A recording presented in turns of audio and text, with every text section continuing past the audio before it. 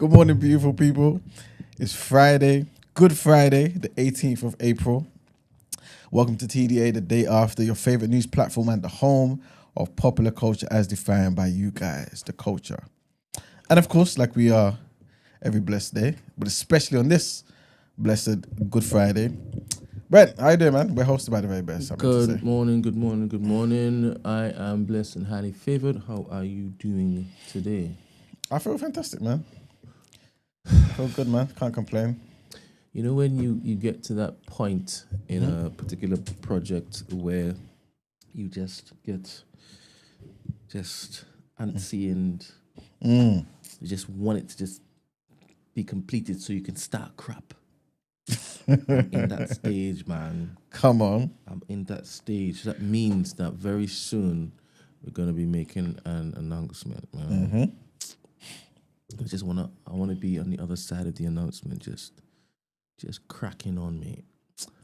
Anywho, the weather seems nice today. Are you still suffering from hay fever? Yeah, 100%. Did you bring your? Nah. Okay. Never mind. It's a bit better. Never mind. Anyway, what plans have you got for this hallowed weekend? Because you're not gonna be in on Monday, innit? Nah, it's Easter Monday, innit? I'm gonna be in, so I don't know what you're talking about. Why are you not going to be taking in the resurrection? Is that what you're gonna be doing? Yes, of course. Yes, of course. Yes, of course. You probably take advantage of celebrating all of the holidays and seasonal. I claim all of them.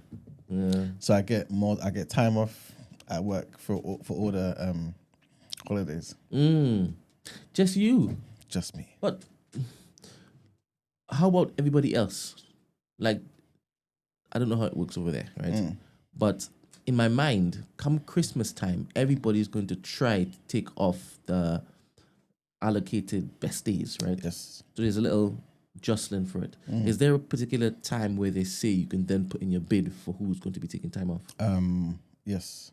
And that is that same with every other organization you've been a part of? I think so, Thinking back, let me think. Pretty much. It's not really like, for that particular time. It's just more so, this is when the allocations reset. Yeah. This is what everyone's basically thing's going to be for the rest of the year, innit? Yeah. Do as you please, that sort of thing. Yeah. Actually, no, saying that though, there is, for particular things, there is like a set time to get your bids in. Yeah. For particular things, yeah. But for the holidays and stuff, first come, first serve, man. Mad thing, sad thing. Yes, it's a good day, man. It's Good Friday, man. You know what I'm saying? It's a reminder that all of us fall short, man. You know what I'm saying? Is that what you're reminded of this Friday? No, Good Friday. Yes, every Good Friday. All of us fall short. All right, cool, man. But that black God came, you know what I'm saying? And died for everybody, man. You know what I'm saying? So that you don't have to be killed by the damn police that you have to forgive. You know what I'm saying? But some people don't know. They don't understand the message of the revolutionary. That is Christ. Interesting. Did you get any good commentary or comments from the community after your outburst? Yeah. Big up the people that messaged me. They reached out to you? Yeah, some people did, yeah. Because obviously they don't encourage you. No, do you know what it is? You were on the right side, sir. Did you see any any pictures that you never thought would be in your inbox? Or they were all regulars. They normally gene you up and whatnot. Do you know what it is? It wasn't necessarily like messaging for that. That's happening. To be fair, that's happened in the past about something else, though. Were you thinking, why did you do this in public? Why are you doing this in private? Polygyny, yeah? No. Not that one. No. Although, yeah. But in my head, right, I believe that your DMs, right, they're active during certain stints, and they're also active when it's just a regular Monday. Do you understand? For different reasons, right? Don't read into that. But This guy. no, I just heard what I said, and I was like, look, anyway, you know, people can run away with things. You know, This is community true. things is wild. You know, Ed and them man there. You know, Chichoki and them man there. You know. But during like particular moments in sessions, I just picture you getting unwavering support from certain people who don't want to do it, like in the chat. I wouldn't say that though. It's not like that. No, You can protect them. I don't mind. no, that's true. It's not like that because I'm not really active on social media like I should be. I think so. It doesn't really happen, and a lot of the time, I sometimes get back to messages a bit late in it because I'm always. You know what I mean? Doesn't mean the messages don't come. It just means that you respond to it. Yeah, true, but it's not like oh yeah, da, da, da, da, da. It's more so like let's just say it was about something else, or somebody, for example, sent me a clip about something, and we just happened to talk about it on that particular day, and then I'm basically responding to be like, oh, you know what? Thanks for sending the clip. This is what we spoke about today, and they'll be like, yeah, I heard, da, da, da, that sort of thing. So it's not like sending support and all that sort of stuff. No. Thing is, I direct people to your inbox because they come to me. I'm like, this is why are you telling me this? I was there. I showed my support in a public manner. You know, go and tell him you love him. God damn it! But sometimes I don't think they reach you. Those people who hit me up, I don't think they reach you. I don't think so. Yeah, no one comes. No one comes to me. So I'm thinking, why do you want me to know about this? Maybe they've criticized me on other things, so they No, feel not like to me. okay, yeah, Yeah, the ones who no. write emails and stuff, they won't look to praise you when it is that your thing. Absolutely They not. would just again pop up and say, "Hey, Only here's another to- nail." You know what I'm saying? This is what they do, Oh man. my gosh! Yeah, sometimes I just don't. I don't tell you what I receive. You know, it's not necessary. It's not necessary. That's the game, though. You know, that's the game. Do you like getting critique? I don't mind, you know, as long as it's people in the community. Yeah. I really don't mind at all. I just want black people to do better, man. And I don't know everything, so tell me where I'm going wrong. The funny You know what I'm saying? funny thing is, I'm so looking forward to your thing. You know, your 2-hour thing, because that is gonna be pure entertainment. I can picture regulars calling in just to look to try and get you on this, and you're like, I've got my coffee today. You're going back and forth. And I'm just picturing the clips. Yeah, picturing the clips. That's terrible, And I man. know you're gonna sit and say, bollocks. It's bollocks, man. That's where we're finished. But the thing is that I'm gonna let it run. There's not gonna be any sort of standards about policing on language in that sense, right? Because we're in this age where you're having the leader of the Western world doing a madness, 245% tariff ban. Tariffs, isn't it? And I know behind the scenes he's saying all sorts of slurs against them. Oh, 100%. All sorts of 100%. slurs. He was caught on a what do you call it, a hot mic the other day, saying that he's going to be going for the ones born here next to send them packing. That was off the back of the thing that you were talking about the other day, where some guy was sent to South. El Salvador. Yeah. That's crazy, you know. Have you heard some of the Chinese like rebuttals? The Chinese ministers, how they're responding to these tariffs, and his character, describing him as a delinquent, and you can't send No, I've not serious heard people to basically. Oh, serious? Yeah, you can't send serious people to negotiate with them, because when you look to conceptualize it as negotiation, then you've already lost your mind. You've already lost your mind. So going back and forth in that particular thing is you're always gonna lose out. But it was just surprising. Even one fella, I don't know if he was a minister or whatnot, he was asking questions to a minister, I think.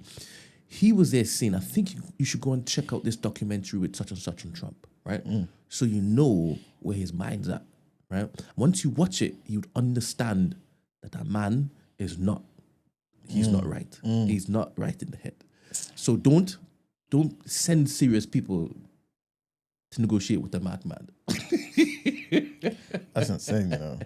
But to come to that point where you're saying this in a public forum, yeah, man, they're not taking this lightly at all. I mean, we're seeing, you know, how they're moving and how the economy is shifting. But it's just early days, man. It's gonna be a long summer for Americans. Potentially. Well, for the world. Oh, when you say potentially, do you think that he's going to overcome? He might do. I think he might do. Yeah. Or you think they're gonna break? You think they're gonna buckle? I don't know how far he's willing to go. I do think he'll probably make some concessions in other places. I don't think it's just going to be one of those Trump won and 100-0, one of those situations. There'll be compromise on both sides because they're both like giants, you know what I mean? But I don't think he's going to completely reverse everything to prior, you know what I mean, his tenure. I don't think that's going to happen. You know what I mean? I do think he's going to walk away. Because at the end of the day, that's the nature of a negotiation. Like, everyone knows you go into the negotiation not necessarily expecting you get every single thing you put on the table. You know what I'm saying?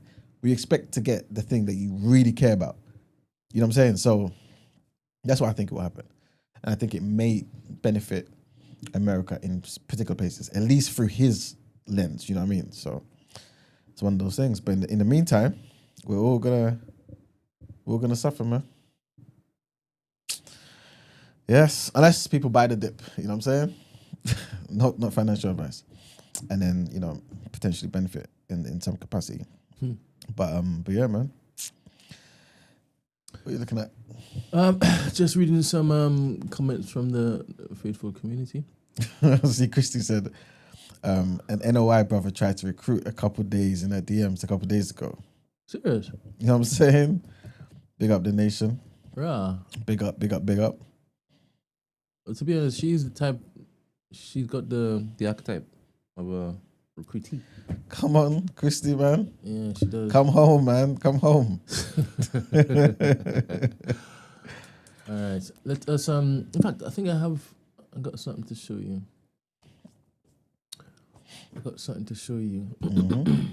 While Brent's loading that up, yeah. Obviously, yesterday we kind of mentioned a couple of people who were so quick to be like, this is misinformation, or, you know, where is this from, and da-da-da-da.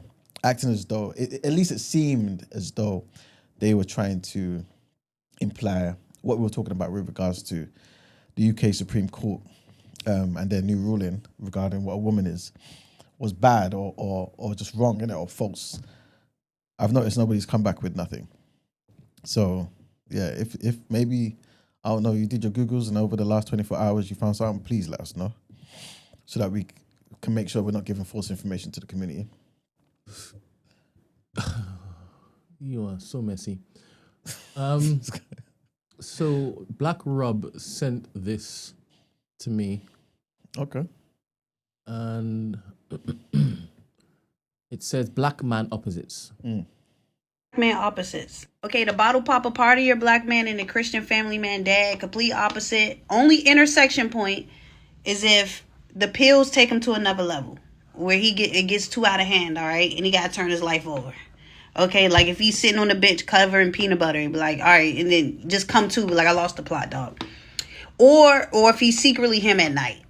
Him during the day, him at night. Only intersection. Okay, another opposite pair, city scammer, hustler black man, and a 401k Excel spreadsheet black man. Complete opposite. Only intersection point if he comes to the city, you know, to do some sightseeing, and he's going to get a hold of that credit card. Some way, somehow, he's going to get that credit card number, work him out of that money. He don't want to come back to the city. Only downside, he's periodically broke. So he's scamming and doing all this finagling, but he never had no money, which is crazy. Just come-ups. Okay, next opposite pair is the gym bro black man and then the nerdy incel. So their intersection point is very interesting because they definitely have a predator-prey relationship. So he pretends to be his friend so he can work him out of that cash. When I looked into it, it's a full industry bent on working this dude out of his cash. Like, there's so many people trying to do it. So he's gonna tell him, like, look, man, you gotta buy the course to be an alpha. Everybody's working him. You know what I mean? So he's trying to figure out how to walk and talk.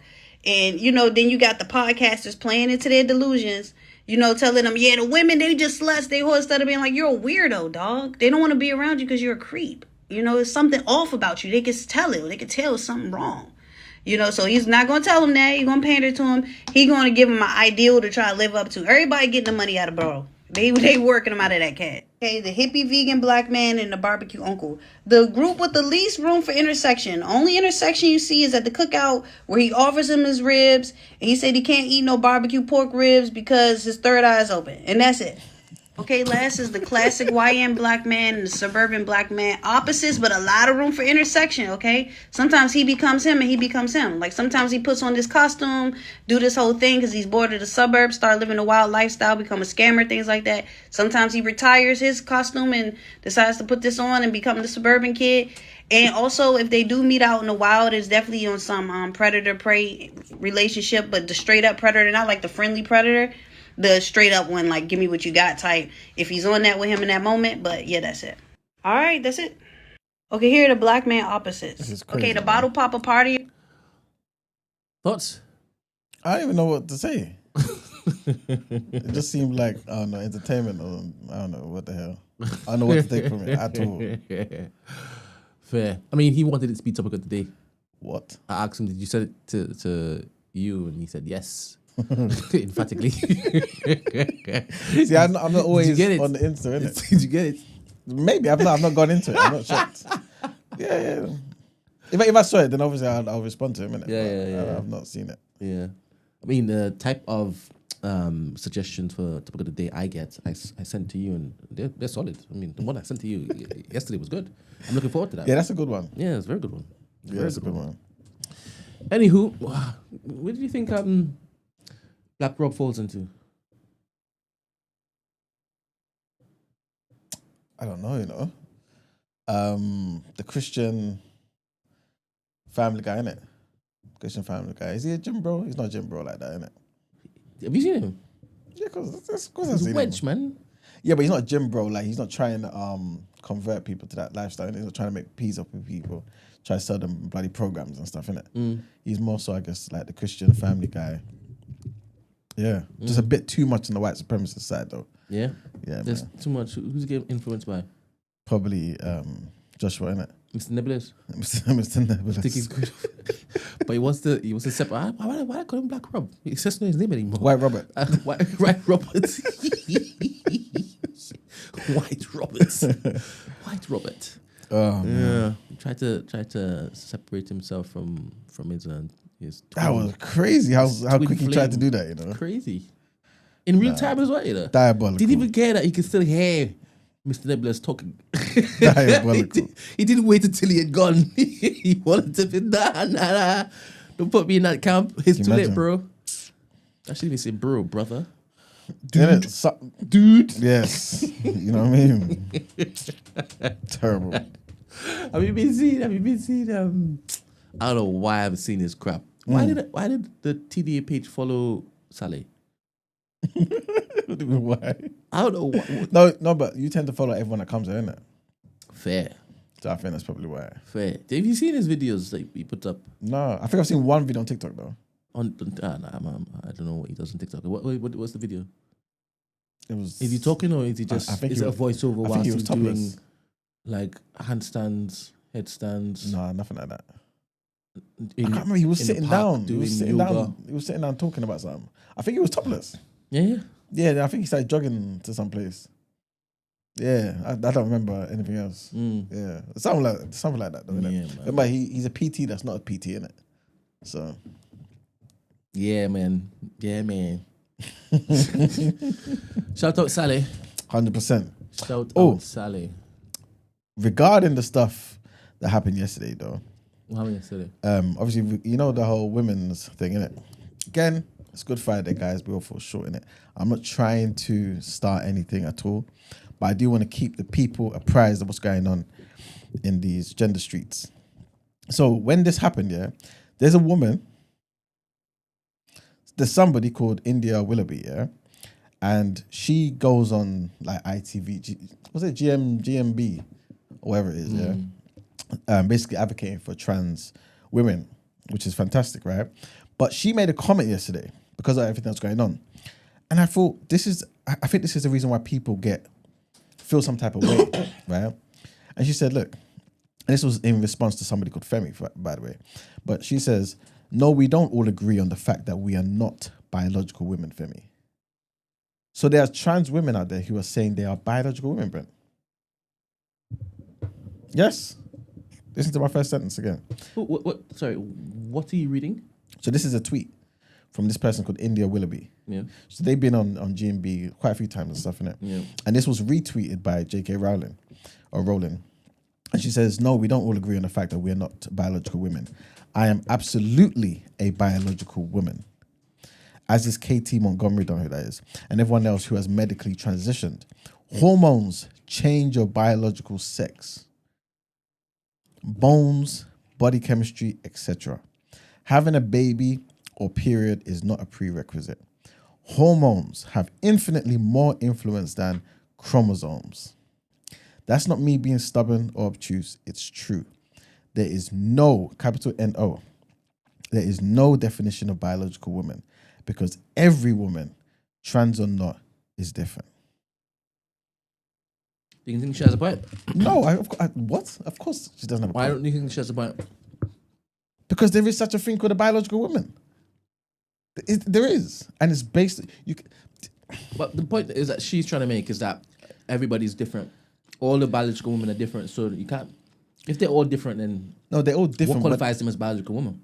The one thing that's the same, which With is... the period and the... No. The XX chromosomes. That's what they've all got in common. They're all different. Different mindsets, different school of thoughts, different how they present. Everything's different. Like every other human being on the planet. But what they have in common is the XX chromosomes. You can't now say you are absolutely a biological woman. You can't do that. But she said #facts though. She didn't say that, but yes, she basically means that, yes. But it's wrong. It's wrong. And I think this is why people have a problem with it, because I've heard some other trans people, and again, this is not somebody who represents the entire trans community, obviously, right? And bear in mind, you don't really care about this, right? Why? What do you mean I don't care about it? I mean, I'm delivering information to the people, innit? So it's not, obviously this is not my fight, innit? I don't have any horses in a race and stuff like that, innit? That's the question. Finish your sentence and then I'll ask a couple of questions afterwards. No, what I was going to say is that this is obviously not the views of every trans woman, innit? Because I was listening to somebody today who was basically saying, I know I'm not a biological woman. You know what I'm saying? I am a woman, or at least I see myself as a woman. I'm a trans woman, but I know I'm not a biological woman. And I don't think people have an issue with that. You know what I'm saying? But when you've got somebody saying, no, you're basically, your categorization of what a biological woman or man is false. I am exactly this. I think this is why people say what they say. And this is why I think there's so much contention between the two groups. Or between all the groups. That's what I was going to say.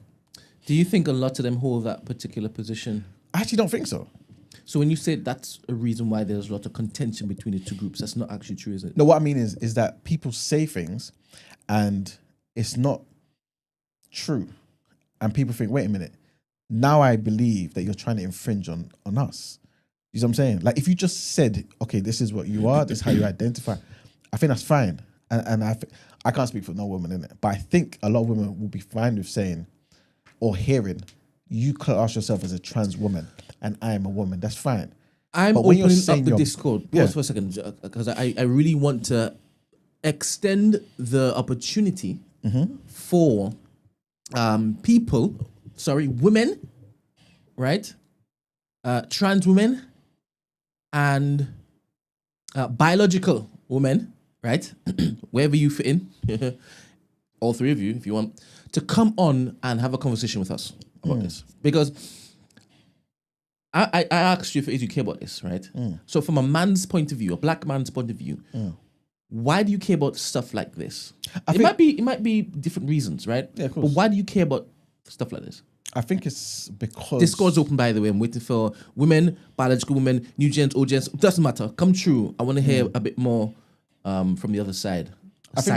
Yeah, exactly. I think it's because when something comes on my lap or comes in, like, you know, in our sphere, that may influence how everyone maneuvers in life, yeah, you kind of want to interrogate the idea and think, okay, cool, let me understand what this is about. And if you hear what you perceive as flaws, you mention it, i.e., just like the Terrence Howard thing. Someone may say, why do I care about it? I'm not a physicist. Yeah, but I'm hearing something and it sounds flawed, so I'm talking about it. It's exactly the same thing. None of it affects me on a day-to-day. None of it. But I don't think that's necessarily the right attitude with everything in life, innit? Just to say that because it doesn't affect me directly right now, I shouldn't care. Do you know what I'm saying? We're all human beings and there's certain things you prioritize over others. But yeah, man, there's women out there who feel threatened by this sort of stuff, man. You know what I'm saying? And that can seep into our communities, black women. There'll be men out there, whatever. You know what I mean? So that's how it is. So when you're hearing somebody say these particular things, I think it just makes... obviously, I don't know, nobody's part of the trans community and all that sort of stuff, innit? But I don't know, I just feel like those people who are actually trying to maybe push their agenda and just trying to get discrimination off the table for trans people may find that their work is being harmed by another person who's coming out saying stuff that's just false. Do you know what I'm saying? Sorry, I've seen this a couple of times now. Why are you doing some Good Friday? What happens on Good Friday that's so special? No. Christy said it, so don't put your face like that. Oh, big up, Change your Chrissy. face. Change your face. But I'm curious, like, what is supposed to like happen on Good Friday? I've never observed Good Friday, so I want to know from. You used to be a Christian, so what did he used to do that was so sacred? Maybe it's That's just different to any other day. I think maybe it's just like if it was Christmas, isn't it? Maybe it's like, okay, cool. Let's not talk about stuff that might be a bit. I'm trying. I don't know. Oh, okay. So you don't know. I don't know. Good morning, Snowstorm. You have to basically make your way to the stage. You're normally afraid to speak. Whilst you're coming through, Eddie's in the chat. He said, yes, right-wing women feel threatened. See, Eddie, I don't think that's fair. I don't think it's a case of just right-wing women feeling threatened. I don't think that's fair. Do you get what I'm saying? Are you calling Eddie to the stage to talk about his experiences? If you're going to talk, Eddie, come and What talk did to you us. mean if he's going to talk? What does that mean? I just mean if he's going to come and talk, innit? That's what normally happens when they present themselves on Discord. Well, other than, Snowstorm, she still hasn't said a word. I'm looking forward to hearing from Snowstorm, man. Yeah, always. Always. Good morning, Eddie. How are you? Eddie? Eddie? Come on, guys. What's happening to the Discord? Let me quit the Discord and jump back on because I don't know. Maybe it's on my end. Mm-hmm. Let me quit it and then come back in.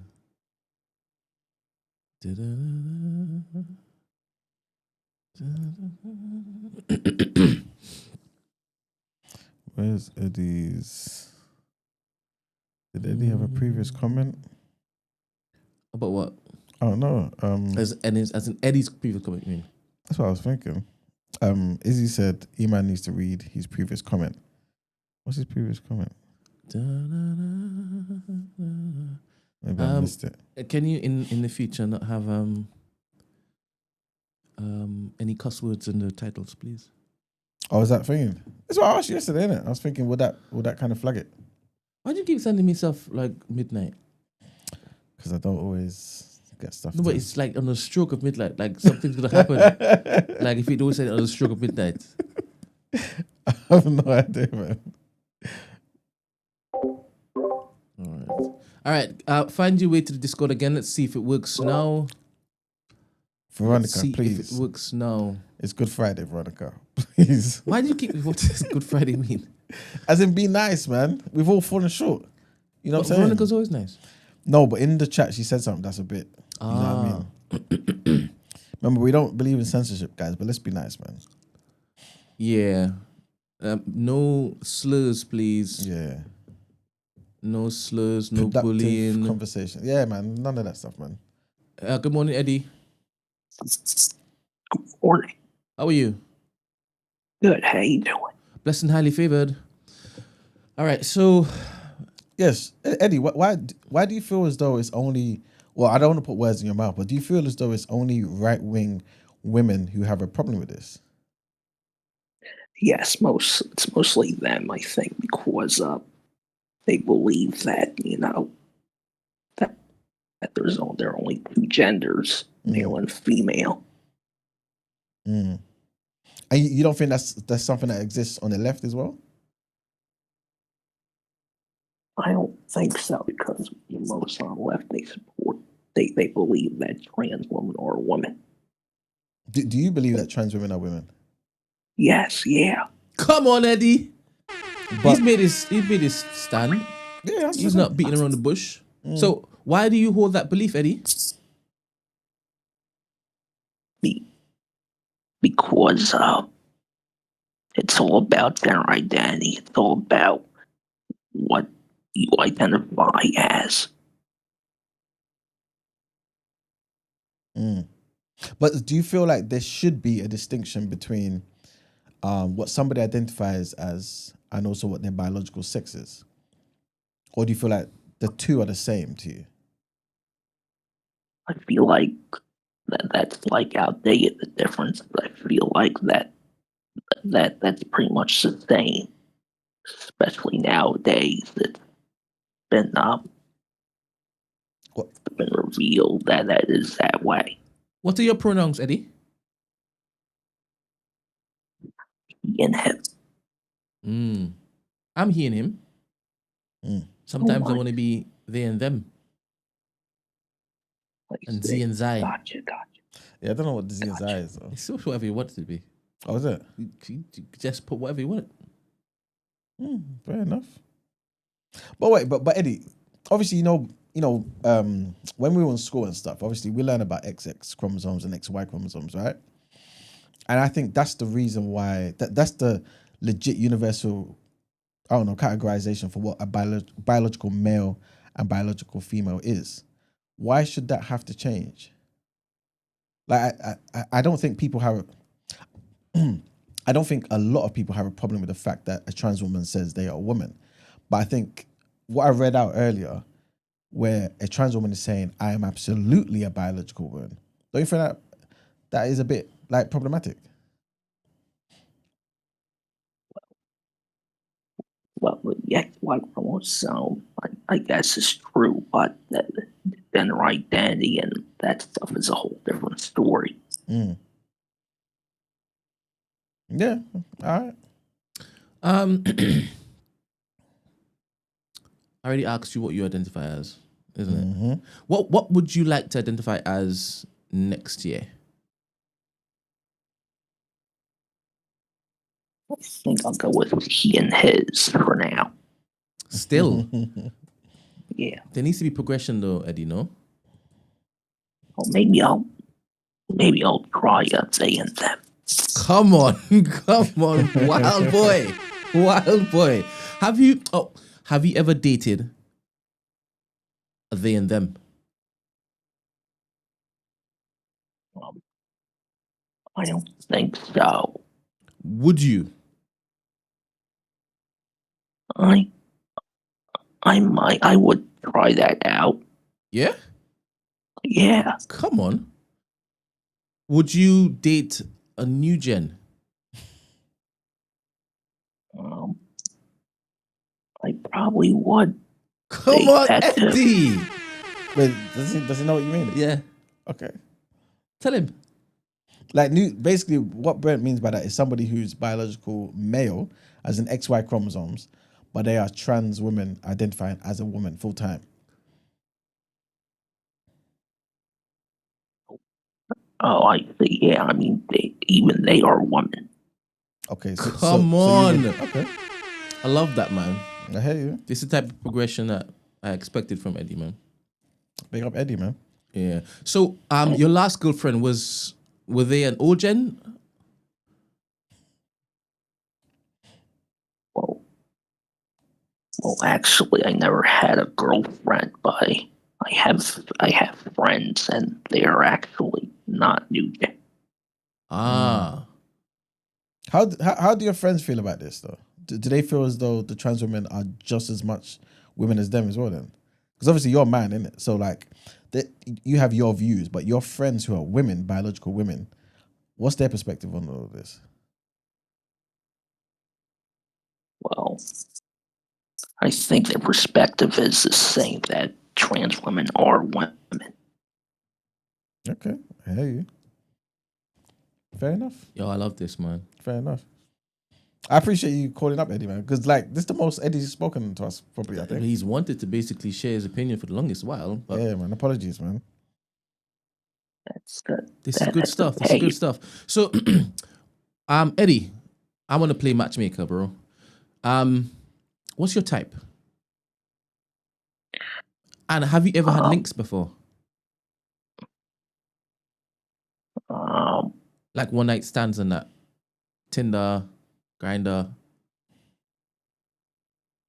Not really, no. All right. So you're brand new. Yeah. Come on, Eddie, just like me, bro. A twin. All right, so what's your type? What you attracted to? Like, Well, we know it's anything and everything. But particular features. like the hair. You like hair? I like hair too. Wait, did you say white hair? No, he said hair. Oh, Did you say white hair?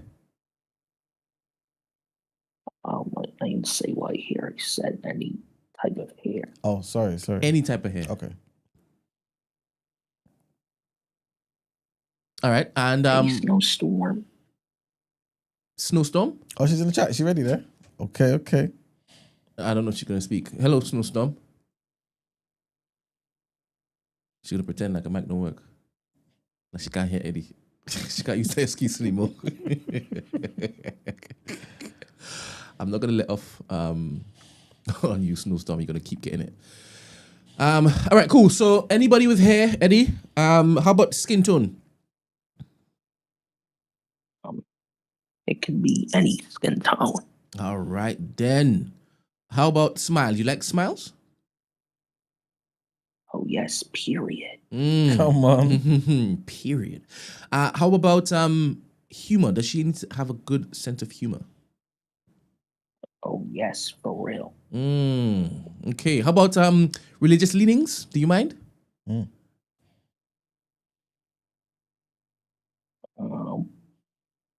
I guess it could be any religion. You're real easy, aren't you? This is good, man. He's not about division. Yeah. Big up you, Eddie, man. This is dope.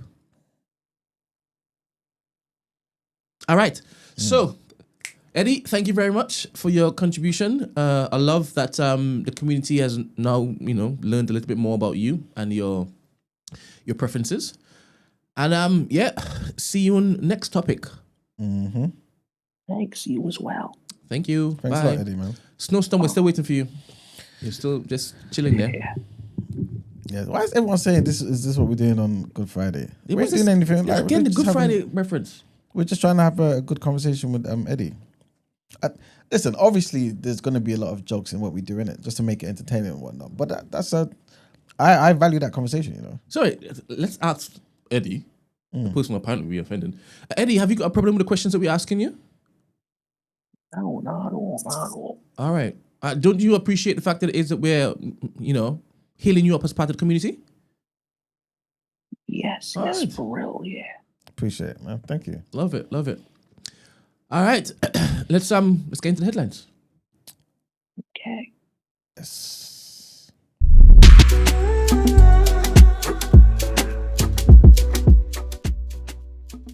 Is someone in there? Snowstorm. Is it working now? Of course it isn't. Snowstorm. Hello, Snowstorm. When your thing works, just start talking. I'm just going to start reading the headlines. Just interrupt me, Snowstorm. US President Donald Trump has said that he may visit the UK in September after being invited by the King. Speaking in the Oval Office on Thursday, Trump told reporters that it was an honor to be a friend of the King and his family. It's an honor. I'm a friend of Charles. I have great respect for King Charles and the family. William, we have really just a great respect for the family. And I think they're setting a date for September. So this is what Trump said. This comes after plans are being drawn up for a state visit to the US by King Charles and Queen Camilla in 2026, as the UK government looks to make the most of Trump's fondness for the royal family. Early talks were said to be underway on both sides of the Atlantic, with a new UK ambassador in Washington, Lord Peter Mandelson, tasked with pushing the plans forward. Earlier on Thursday, Trump met with the Italian Prime Minister, Giorgia Meloni, at the White House to discuss his 10% tariffs on Italy and the EU. Trump said he was in no rush to agree to trade deals with European countries, insisting tariffs made the US, or rather make the US wealthy. Next headline, and the president of the largest communal body of Jews in the UK has responded to an open letter signed by some of its representatives criticizing Israel's offensive in Gaza. Phil Rosenberg, who's the president of the Board of Deputies of British Jews, said he disagreed with the letter, which he said lays blame squarely on the Israeli government. Right? He also criticized a letter that was published in the Financial Times for barely mentioning Hamas and the role he said it had played in the breakdown of hostage release negotiations. On Tuesday, 36 members or deputies signed a letter saying it was their duty as Jews to speak out. It was the first show of opposition to the Gaza war by some of the board members, which is made up of more than 300 deputies.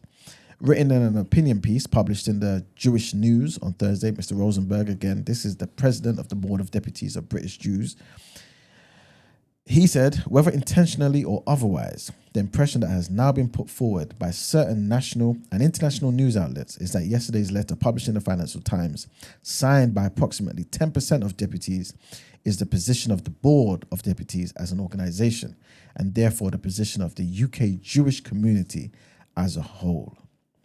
Obviously, he has a problem with that. But before we move on, do you see the significance? I mean, we spoke about this on the show many a time, innit? About having a body that represents black people in this country, innit? Yes. And I think it really speaks to how effective that can be. Because listen to what he says. He basically said, obviously, he disagrees with this particular letter, innit? He said,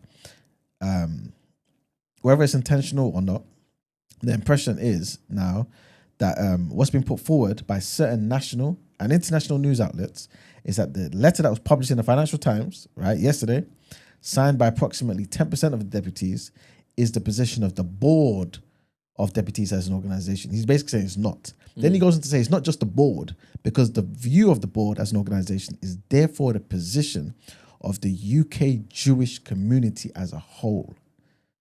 You hear that? That's what I wanted to say, man. That's what I wanted to say.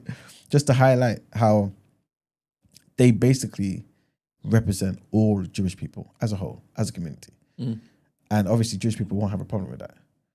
And so they have some sort of body that can represent their interests and push their interests and agendas, you know what I mean, for the betterment of them, of themselves. Why are you saying it like it's like a light bulb moment? No, I'm saying it so it's clear for, I guess, people who are listening that this is what occurs. Do you know what I'm saying? And this is what's needed for us. Yeah. Because they have different like bodies that come out and make statements and whatnot.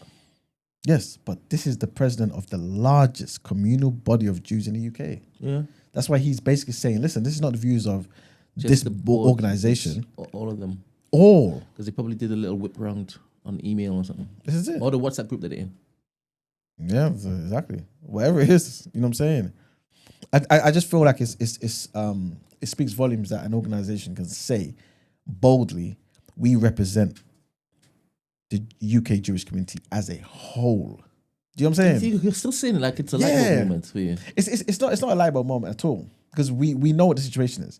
But I feel like sometimes they're not so, people are not so overt with their wording. You know what I mean? To be like, yeah, we represent Jewish people, but it's clear here. He did the maths. He said, this is the position of the Board of Deputies as an organisation, and therefore the position of the UK Jewish community as a whole. So yeah, that's what I was trying to. Yeah, I think they're chosen to represent them anyway in public, isn't it? Yeah, 100%. 100%. But it's just good that, because you know, sometimes you get organizations and then people are saying, well, they don't represent me. You know what I'm saying? It just seems like it's good that everyone's on board. You know what I mean? So, a few people in the chat, maybe one, is curious as to what new gen means. It just means new generation woman. And OGen is old generation. And obviously we're always looking to progress, move forward, right? Yes. From the old gen to the new gen. So I'm embracing that. So I call them new gen. That's it. Hope there's no confusion. No? And that's not just with the women, it's also with the men. OGs and new Gs. There we go. Old gens and new gens. All inclusive over here, baby. That's it. All right. No then. hating. Did you watch him say that though? Who? He said it on LBC. Oh, the Jewish guy? Yeah. Oh, no, He I got never said. interviewed. Okay. Mr. Rosenberg. Okay, no, I didn't know. I'll look it up. Well, I think it's the same person. Okay. I don't know. But this particular quote though is basically an opinion piece in the Jewish news. So maybe he was then called onto LBC to basically expand on that. All right, fair. Yeah. Last headline: Ukraine's President Volodymyr Zelensky has accused U.S. Special Envoy Steve Witkoff of disseminating Russian narratives after he appeared to suggest that a peace deal between Russia and Ukraine hinged on the status of 5 Ukrainian regions. After holding a 5-hour meeting with Russian President Vladimir Putin on Friday, Witkoff told Fox News that a deal to end the war was about these so-called 5 territories. So Zelensky was speaking to Kiev Press on Thursday, and he pretty much said, not pretty much, I'm quoting right now. He said, I think that Mr. Witkoff has taken the strategy of the Russian side. I really think this is dangerous because consciously or unconsciously, he is disseminating Russian narratives.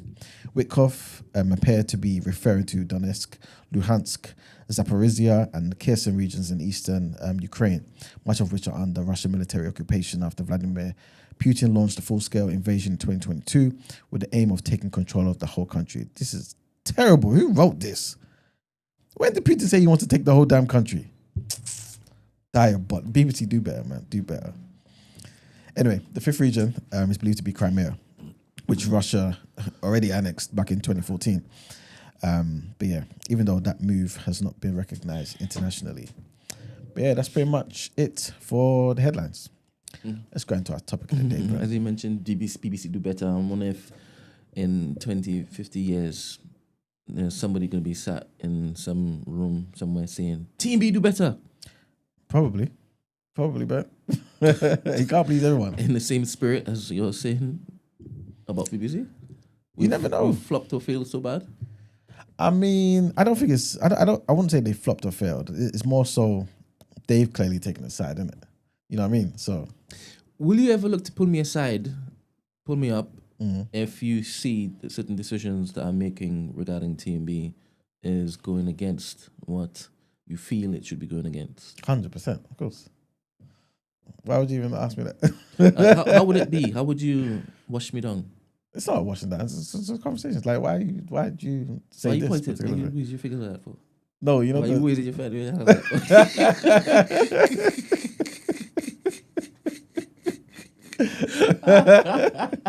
Would you ever look to kind of get a petition going before you approach me to just show me it's not just you that's saying it, it's other people who hold this same. I don't think that way though.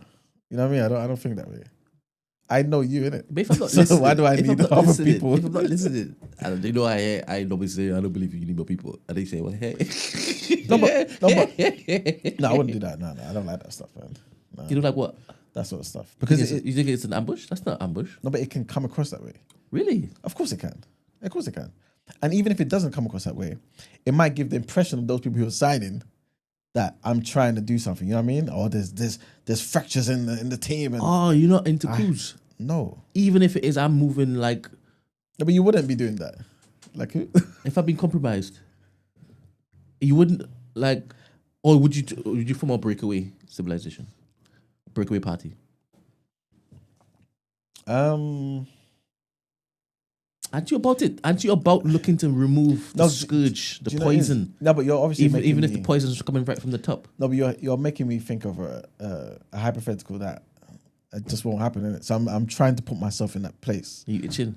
Am I what? Itching? Are you itching? No, I'm trying to see if this was real, what would be the situation? But again, that wouldn't happen with us, man. TMB is the new black. You know what I'm saying? This is about the benefit. I've given of you black opportunity people. to basically say that you will stand on business, and you've said nah. I'll always stand on business. Everyone knows that. But that sometimes it might mean removing the head of the snake. Yeah, but it won't be like that, innit?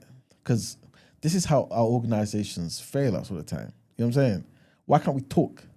You know what I'm saying? Why can't we just have a proper conversation and iron the crap out and say, okay, cool, we've decided to do this or decided to do this. Whatever it is, you know what I'm saying? Why does it have to be coups and no? We've known each other since we were kids. The thing This is, is how other communities come in and to start breaking stuff up. if the roles were reversed, I'd take it down immediately. No, that's right. If I see it going in the way of NY, immediately in your teeth. No, but you know what? Yeah, this is the difference though, because I don't want or need black people to move in one direction, unless that direction is towards liberation. It doesn't need to be, oh, let's move two to the right or two to the left or whatever. Like all of us are different. You know what I'm saying? Oh, that's an interesting. This is why I say leave your religion, leave those things that divide us at the door. Let's talk about us as black people as a body. But shouldn't you then take a centrist position as opposed to you saying you don't mind it to go far left or far right? That doesn't make any sense. Why? Because you've now ostracized the whole group of other people. Which other people? The people on the far right or the people on the far left. You just said just now that you don't mind if it goes far left or far right. That's wild. No, I didn't say that. What? Oh, come on. I said I'm not trying to move us in like far right or far left. That's not my agenda. I want us to be wherever we are. This is crazy. Something that you're we rewriting. Decide. I'm not rewriting. You're rewriting what you just said in real time. I'm literally not. I told you. Yeah. If I wake up and you've taken it to the NOI, yeah, I'm removing you. But that's what I just said. And you're like, look, I don't really mind if black people go different ways, right? Exactly. What do you mean? I'm not trying to lean in one side. Then I didn't put to you, hey, this doesn't make any sense. How? You need to be centrist in order to basically be more inclusive of everybody. No, you don't. Why do you have to be centrist? And what does centrist even look like? What does centrist look like? Is it a case of what the hell? Out of 10 different things, you're 5 on one side, 5 on the other side, so on average on centrist? Like, what does centrist look like? Both sides, 100% I see it. That's black people in general anyway. That's black people in general. My friend, I'm just telling you. Hold up. Hello? Hold on, people. Yes. 5 minutes. All right. Thank you very much. Bye. You said you'd call in 30 minutes. Now it's 5 minutes. God damn it. Damn it. You know what, Brent, why you're doing that, yeah? Do you mind playing something in the intro, in the doc? There's a clip that I wanted to play. We call this bonehead.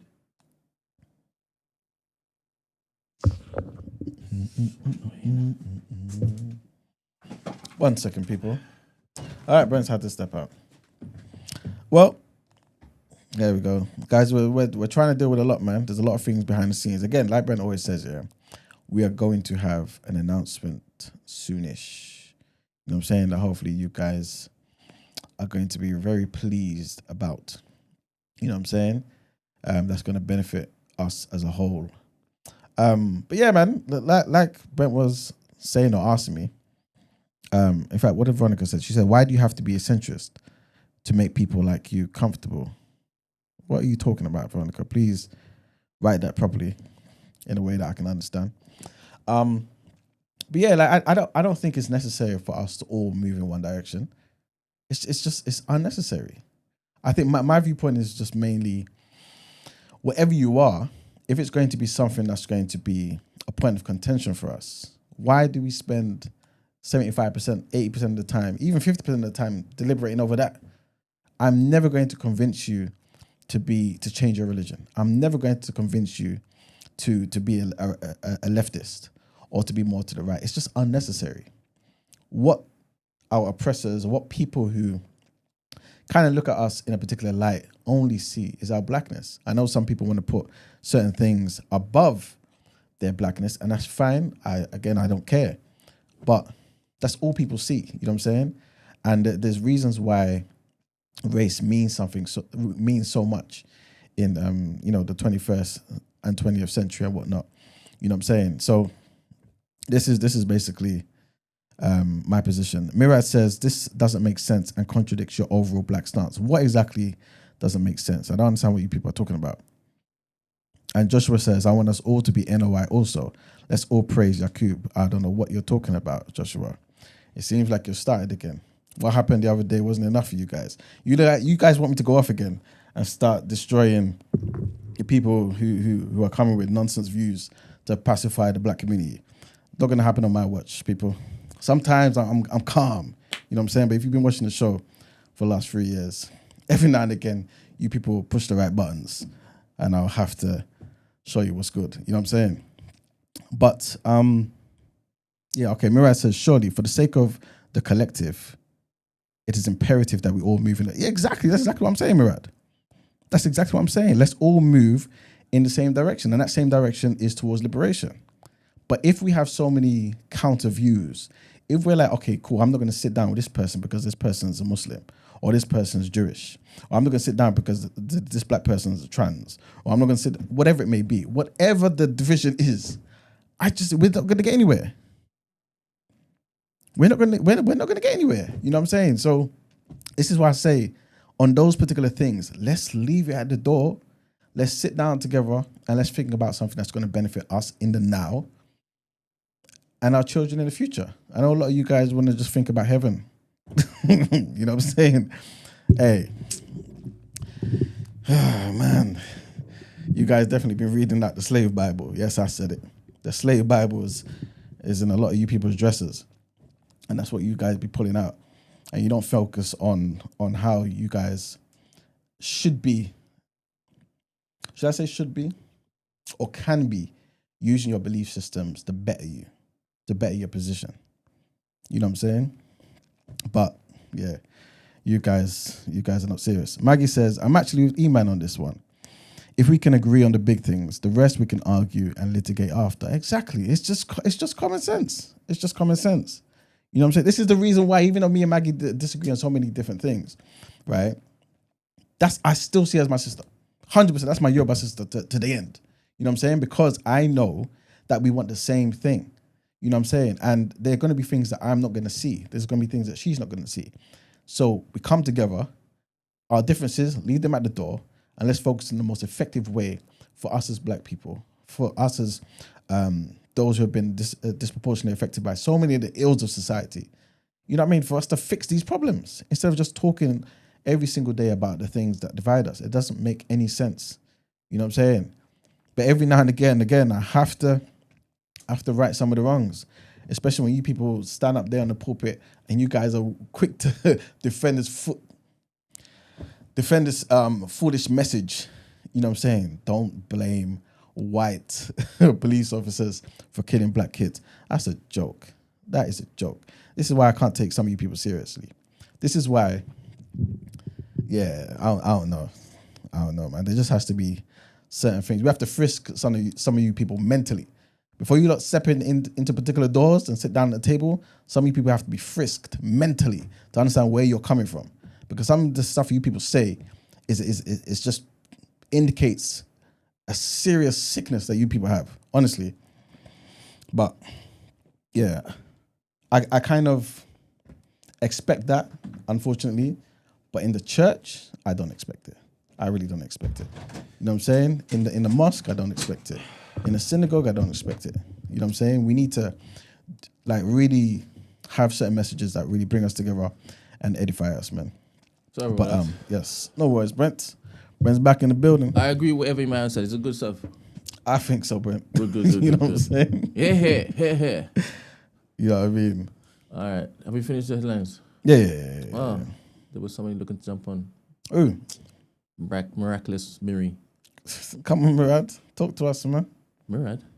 Is that not Murad? Is that his name? Isn't that Murad? I don't know. I thought that was Murad. I could be wrong. Sorry if I'm wrong, No, Murad. no, I don't know. No, I could be wrong though. It You could know be. what I mean? Yeah. Miraculous Miri. It makes sense. Anywho, did you finish the headlines? Yeah, they're all done. All right. What you saying? Yes. Let's do it.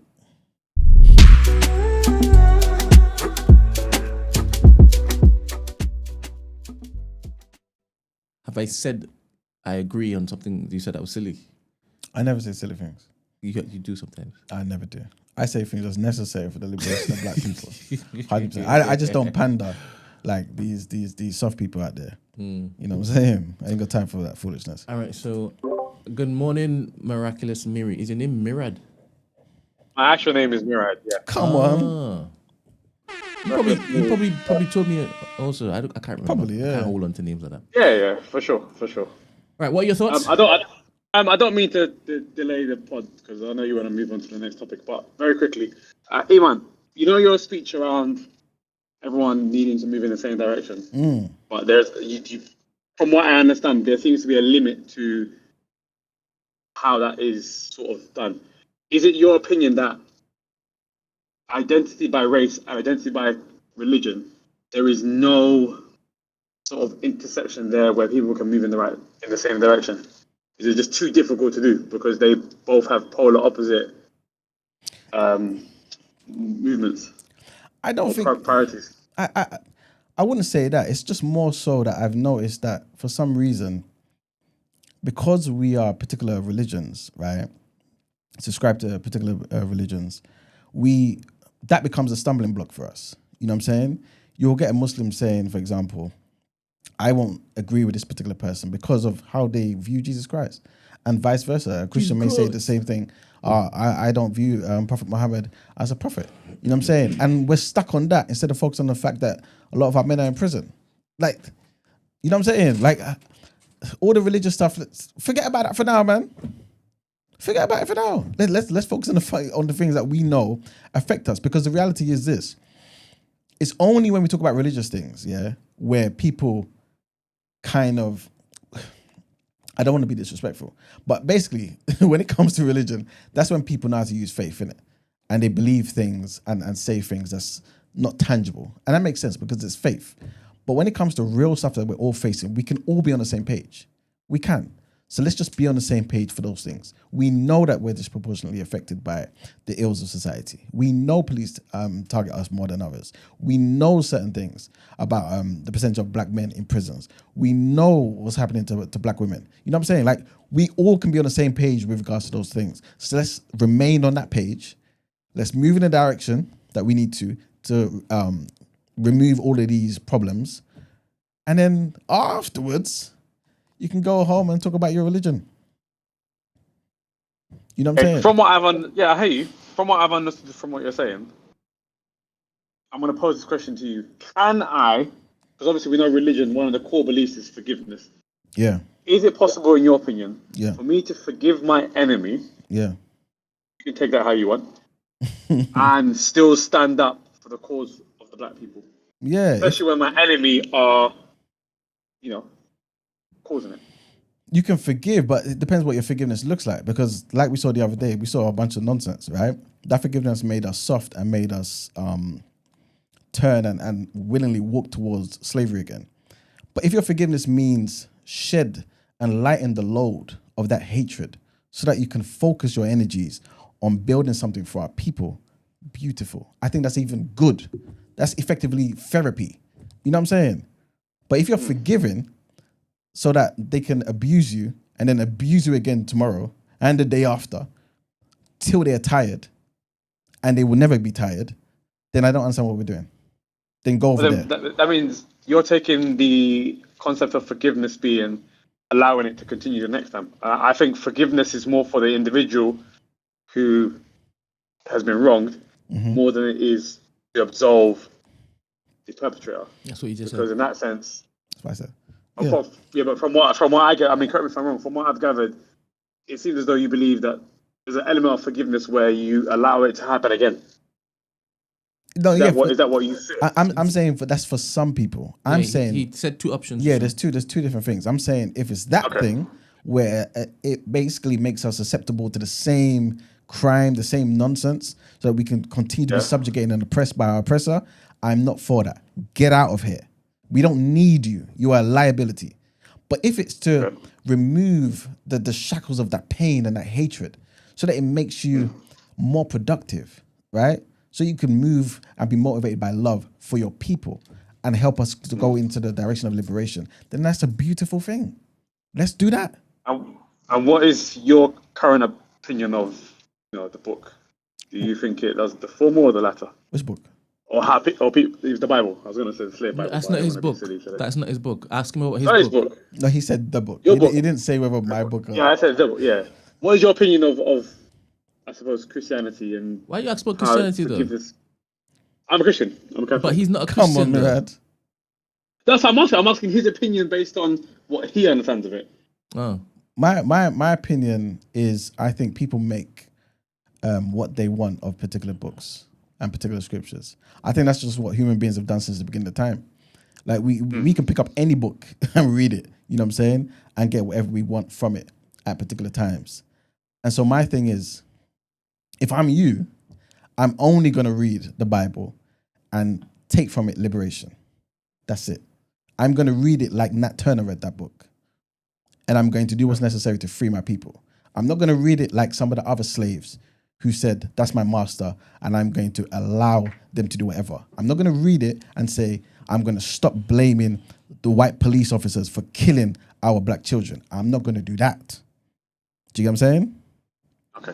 So it's the interpretation of it, I guess. 100%. And like I've said many a times, if your religion doesn't benefit you in the now, personally, I don't see the point. That's just me. Do you get what I'm saying? So my thing is read your Bible, read your Quran, read your Torah, get from it what's necessary to liberate your people. That's what I'm talking about. I understood. Brent, Iman, I won't delay you any further. You're not delaying us, You're man. not Thank you. delaying us at all. It's funny how it is that you seem to call when it is that you have no work. I mean, I teach for a living. What do you want me to do? Find time. Because you be typing whilst it is you're supposed to be working. So I'm saying. No. School starts later for me. That's why. Well, nice to hear you. No problem, thank you. Still Appreciate waiting your to call, hear man. Snowstorm. Yeah, Snowstorm, where you at? This is why Maggie is my sister. This is why.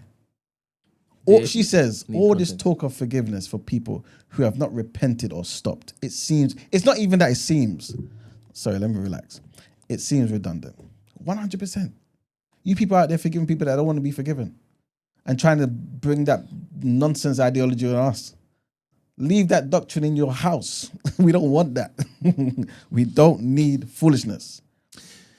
TMB is going to be like a Silk Road where all of the different black faiths come, commune, and plot and plan for a new world. 100%. Where we're all living in peace and harmony. Alongside whites too. The ones who will comply. You know what? Since the beginning of time, black people, since that interaction with We are welcoming, man. always. We never expected it. We welcome them. Come. Yeah, we welcome that at fault, man. At fault. 100%. But you know what? In the 21st century and whatnot, back to civil rights era, black people just want to be treated equal. That's it. That's all. That's all it is. It's not about hatred. It's not equity. about X, Y, and Z. It's just about equity. You know what I'm It's saying? all about equity. But yes, thank you for the call, Murad. Snowstorm, like Ben said, we're waiting for you. Today's topic of the day, though, is basically, Brent, please load that up. And this is about Wallo. Yeah, Wallo and Gilly, pardon me. I'm going to read that in a minute. Wallo and Gilly, who, what's the name of the podcast? $1 million worth of game, right? Yeah. Big podcast. And basically, there was an old clip of Wallo that's basically resurfaced. And people are really getting onto him. So I wanted to see what is the sentiment of the community. We don't have to spend too long on this. I just wanted to know what you guys feel about this. Fighter Spirit Media, big up Joshua. He says, what's your actual prescription? That's where I'm confused. Besides being unified in an idea, what do people do? TMB, if you don't want to forgive, that's fine. Well, I can't speak for all of us, but what I do want is all of us to come together and I guess decide on how best to right the wrongs. I don't like questions like this. Let me be specific. Yeah. As to why I don't like questions like this. Because he's atted me to say, if you don't want to forgive, that's fine. Forgive what?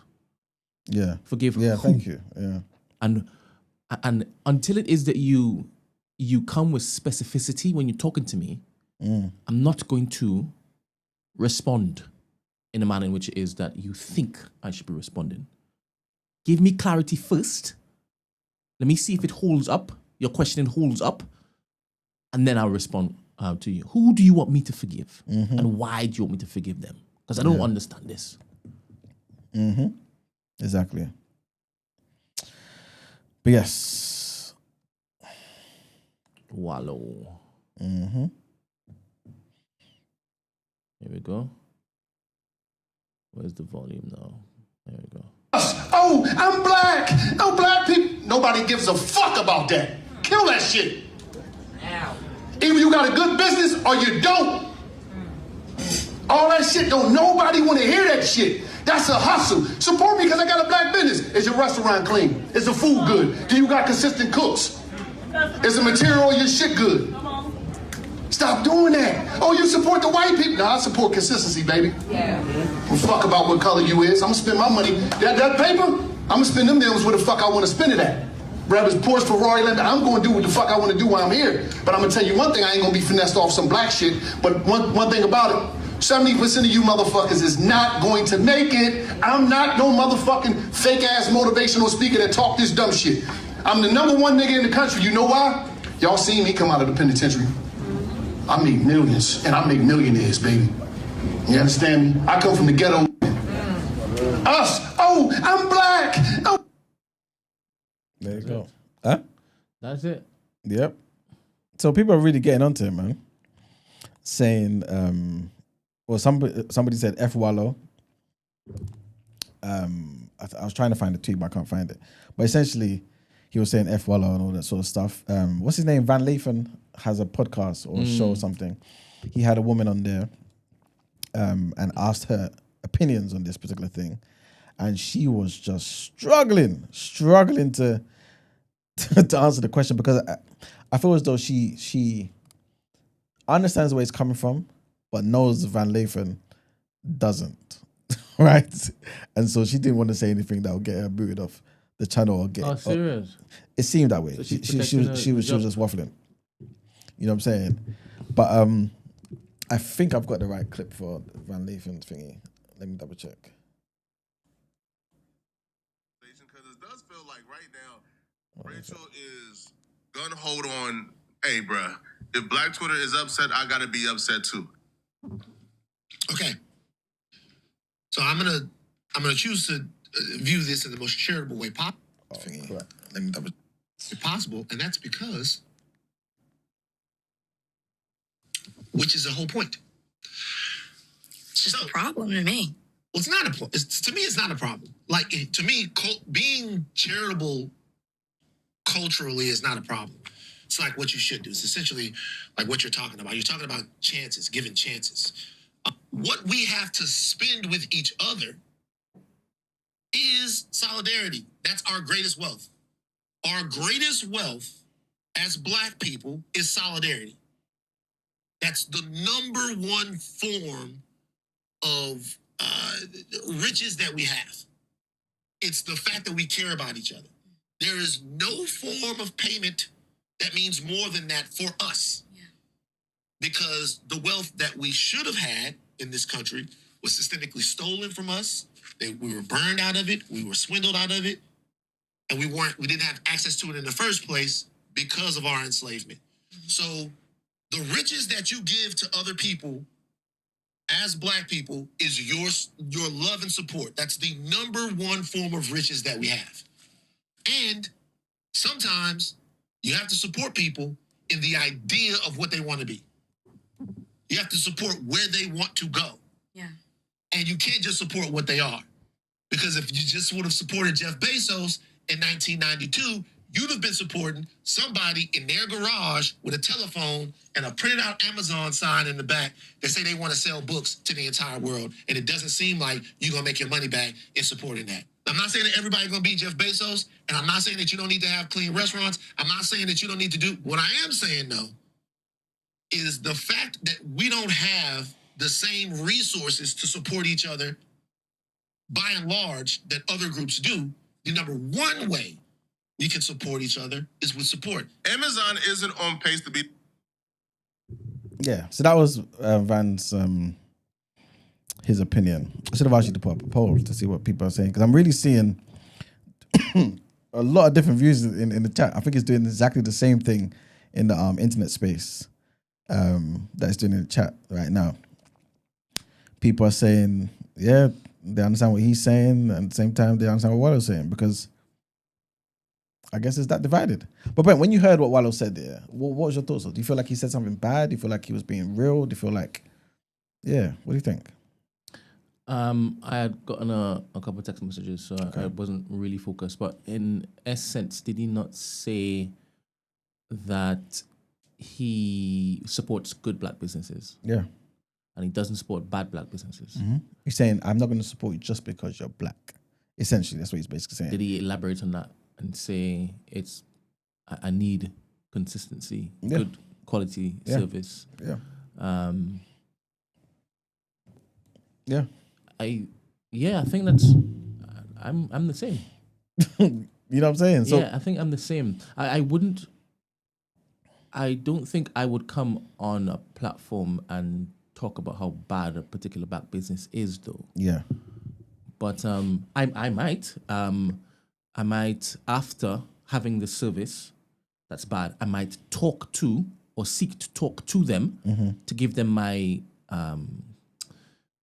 my feedback and then see how it is that they respond in that kind. If it is that they, take it on the chin and, look to implement things, I might go back as well. And then if they make things better, I'll then go on a public platform and say, this business is dope, wavy. Go and check it out. Yep. But like I said, I wasn't listening too tough. So what do you think? Yeah, like to me, I felt as though people were being a bit harsh towards him. Because I felt as though he was not saying in any stretch of the imagination that you shouldn't support black businesses.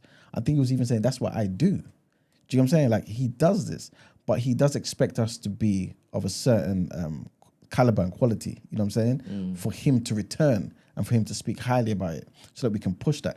It seems as though he was basically saying, let's be great at what we do so that people are supporting what we're doing because it is good and we have a certain standard for our community. That's what I took from it. But I saw people basically saying, oh, like, in fact, Tariq Nasheed, obviously FBA guy, innit? He tweeted saying, where's Wallo's parents from? Automatically division. Automatically. So if his parents are from the Caribbean, you're going to say, well, there you go. What are we doing there? Why does his parents have to? I want to hear from people who are on the other side of my opinion, right? Like I said, I didn't listen to all of it, so I shouldn't really be talking on it. Yeah. Right? That's why I asked you what you think, because you listened to all of it. But let me hear anybody who is on the other side. Good morning, Christy. Morning. Good morning, Christy. How are you? I'm good, thank you. I wish I could be in the studio to address this matter. So, obviously it was a clip, and whoever was recording, obviously they recorded that part and put it out. I feel like probably that made, whether it was deliberate or not, I don't know. All this clickbait, whatever, it causes a conversation, hence why we're having a conversation now. It was just interesting to me, that specific part where he literally has so much. I get it, he's a motivational speaker, and the context is he's speaking to entrepreneurs and business owners. I guess they were probably predominantly black in that room, or all black in that room. So I will give a smidge of an allowance because of that, because that's who he's speaking to. And again, that's his job. That's how he makes his money, which is ironic to me that he's saying, "Oh, I'm not following that hustle and stuff." but his hustle is what exactly? Speaking to these black people, black businesses, and giving them a hustle. So that's funny to me in itself. Am I echoing? No. Oh, sorry. Okay. Yeah. So my problem is that it was just the vim with the whole F that stuff. It's a finesse. Oh, I don't care about black business. Oh, I'll spend my money well if I'm going to. And he uses examples like Lamborghini, all this. He named these names, and to me, that's very telling. So what to me is you're saying you just spend anywhere, and there's no thought of black first. Me personally, I care. I'm not as the clip you played with Van Lathan. Genuinely, if I hear it's a black business, that's gonna pique my interest. It does. I don't care. That's not anybody else's. That's not anybody else in the community. For me, I don't know how we get anywhere if I don't hear black business and I don't go. Let's be clear. Yeah. I can then make a deduction of the service I received there after the fact. I can make that distinction. If I've now gotten a service I didn't like, I can choose onto whether I patronize there again, or I can give feedback, whatever the case. To me, how he sounded was very inherently negative. Like, oh, I don't care about that black-ish. That to me sounds inherently negative. Like, I'm going with the mindset that anything black business that you're trying to purport to me, I don't want to hear that. And to me, that's not how I operate. I will, if it's a service that I need, or it could be it could be anything, whatever service that I know that I generally use, whether it's food, shop, clothing, whatever, products that I actually use, and it's black owned, 100% I'm going there. We can, I can then assess whether the service was bad or blah, blah. And my thing is, we will disgrace a business straight. Oh, they did this. We'll shout to the rooftops. We'll bang our chest and say, oh, see, this is how businesses are. But the same way, you big corporations, you'll go back to ASOS. You will go back to all these other places. ASOS used the worst delivery company in the world, but people still buy from ASOS. Do you think it's different? They ain't changed their delivery company. Do you think it's different if you have options? So, for example, with ASOS, you can get maybe, I don't know, a plethora of different things that you might want to wear or whatever, yeah, or buy for somebody else. But with certain black businesses, maybe there's a particular thing you want to get. So, I don't know, let's just say you want candles. You're looking for candles, yeah? If you can't find it in this black business, you may feel like, okay, you know what, I've tried another one, and that's it. I'm just going to go elsewhere. You know what I'm saying? Like, you can just go to Tesco and get every single thing you want in that particular place. Do you feel like it's different? And that's, but again, that's why. This is where how we don't get anywhere if you already it's getting written off, because if you have to start off small to get to big, right? So again, like, I feel like this gets used more commonly when it comes to the food industry. I think obviously hair and beauty and all that kind of stuff in terms of us women. But in terms of food, this rhetoric gets used a lot. And let's be clear, I'm not absolving how business owners, how they move, because I think definitely practices needs to be improved. Let's be clear. But the same way, I don't like the service I've received. I can go to another black owned and get perfect service. Yeah. So it's inconsequential to me if they get bad service there. But because another black owned business, I can get another good service. But isn't that what he's saying though? Isn't that what he's saying? That's not how I interpreted it. That's not how I interpreted it. Because it sounds like he's saying. Hence why there's a backlash, because a lot of people also interpret it how I interpreted it. That's what I'm saying to you, right? And again, it shows in the chat as well. Like, everyone seems to be divided. But my thing is, for me, I kind of heard pretty much what you just said. That if this is not good, I'm going to go elsewhere. I'm not just going to keep coming to you because you are black. Give me the service the elsewhere, yeah. Like I said, he mentioned certain brands that are very white brands. Okay.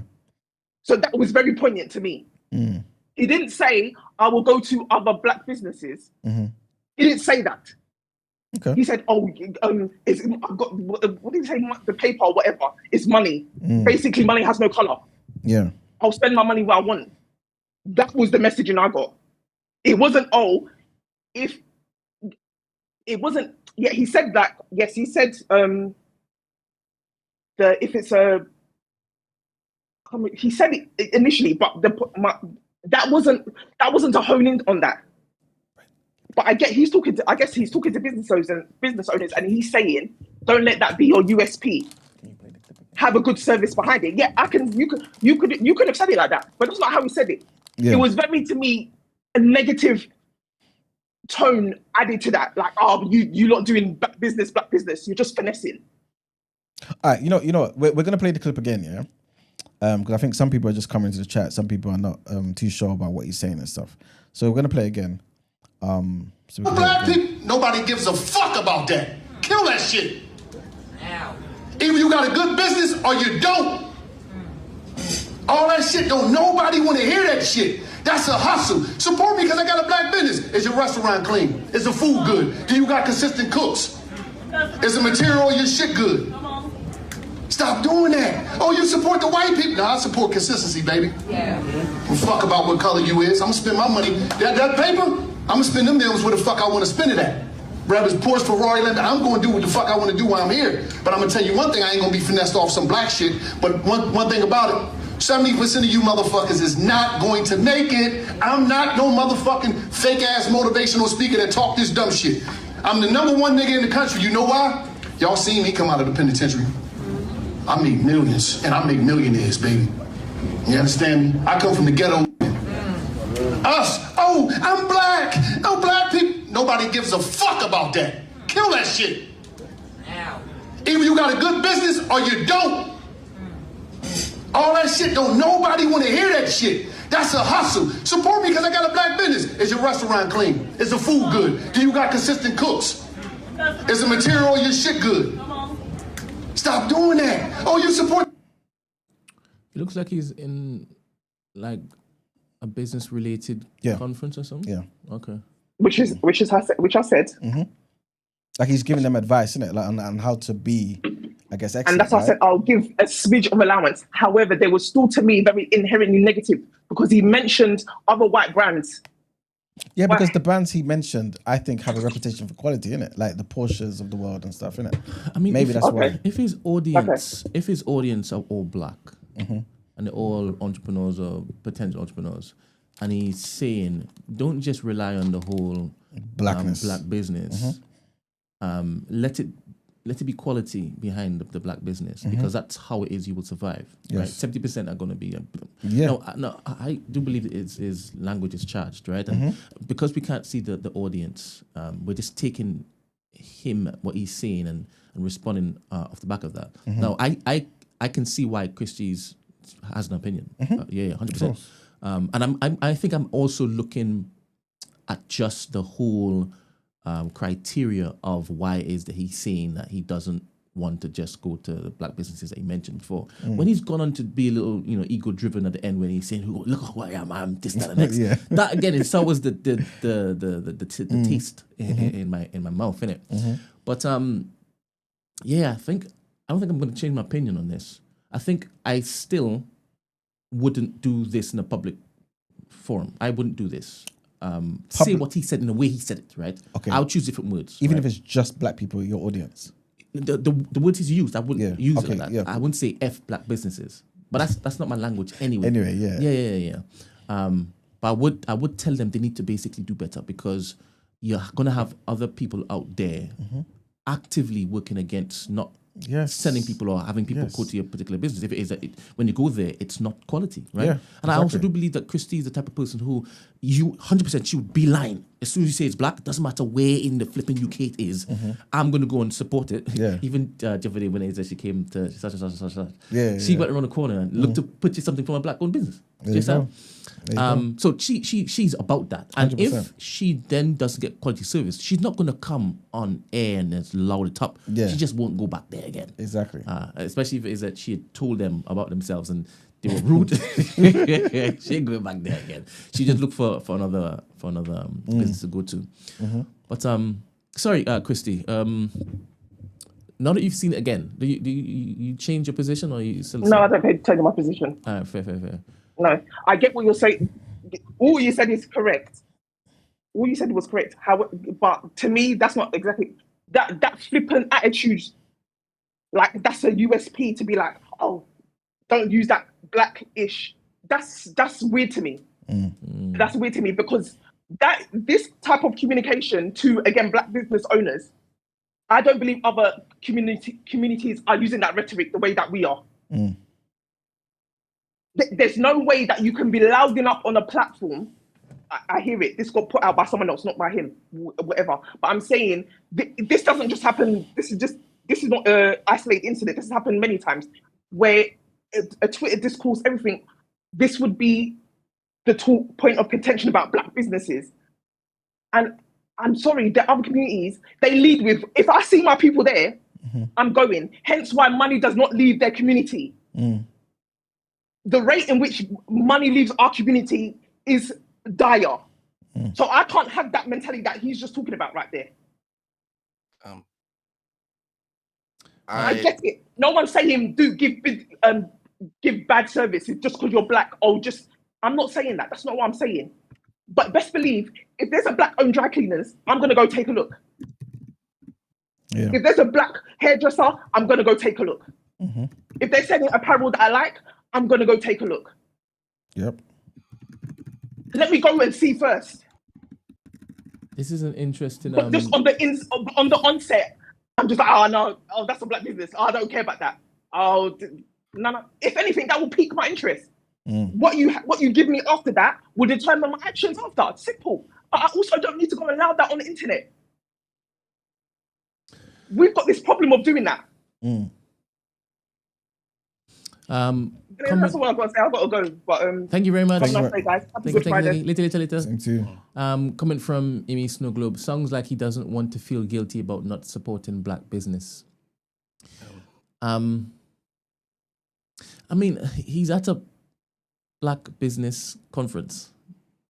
At least that's what we think. I assume. That's what we think, yeah. Right? Talking to black business owners. I'm not sure if he's saying he doesn't support black businesses. Yeah.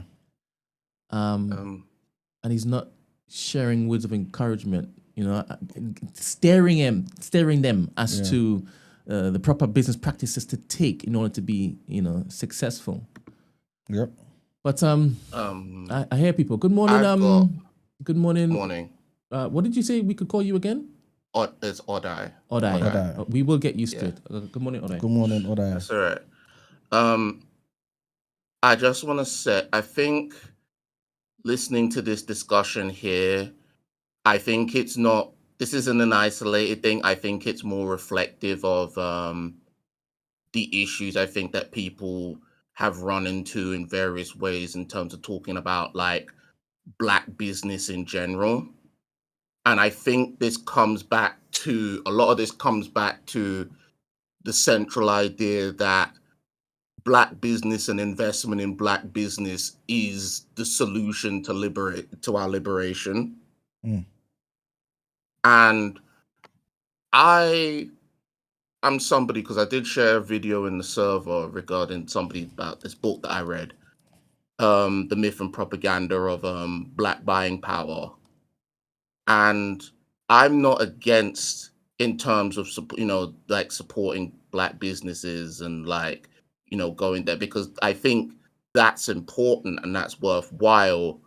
But I think we need to get into like really understanding the rhetoric and a lot of the basis behind this, because there's a lot of people who love to shout out Garvey and Malcolm saying they were pointing the way to this, but I don't think they really go into the larger ideas of why they thought that business was the way out.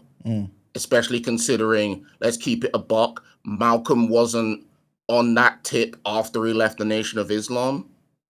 He wasn't. Talk to it. Because he moved away from that after he left the nation, because he got frustrated with Elijah Muhammad and them, because it's like, we've got the resources and we got the manpower. why aren't we using it? And I think I'm going to keep it a buck as well to say that a lot of the ideas as far as how Black liberation can uplift the community, it's just trickle down economics they're arguing for, which in other places has been argued about like, oh, it doesn't work for the Black community. But when it's coated in all this revolutionary rhetoric, suddenly it's all of a sudden progressive. And I know some people in the chat in here will say this, oh yeah, but look at, of course, look at the Asians, look at the Jews, look at X, Y, Z. Mm-hmm. We're not Asians, we're not Jews. Mm-hmm. We don't have the same sort of connections to the system at large the way they do. Right? And that also, in terms of looking at them, it ignores the fact that they've got their own wealth disparity issues. Mm-hmm. Right? I mean, they may have their own wealth disparity issues, right? But aren't they perhaps affected less by the ills of society than us? I don't know. No? Because it's not like as if the wealth that they have accrued, and let's be specific here, a particular class of Asian person, right? A particular class, those are the ones who have benefited, and they are hyper individualistic. Particular class and particular caste of them. So because by that logic, if that was the case, then if when Rishi Sunak was prime minister, he would have been operating in a way that was like thinking about his community first, and he wasn't. Yeah. But remember, like, I don't think you need to be a billionaire or like a multimillionaire for you to feel to be like individualistic or to feel as though like you're the only one who's made it. There's like there's so many Asian communities where people own properties. Yes, I know it's part of when I say I know it's maybe in particular ethnicities and particular nationalities, like the Bangladeshis, for example, even the Pakistanis, I believe, where when they get married, they still live with their parents for some time, right? So all of this stuff that's kind of part of their culture helps them to save, helps them to then be able to be in a particular place to buy things. Right?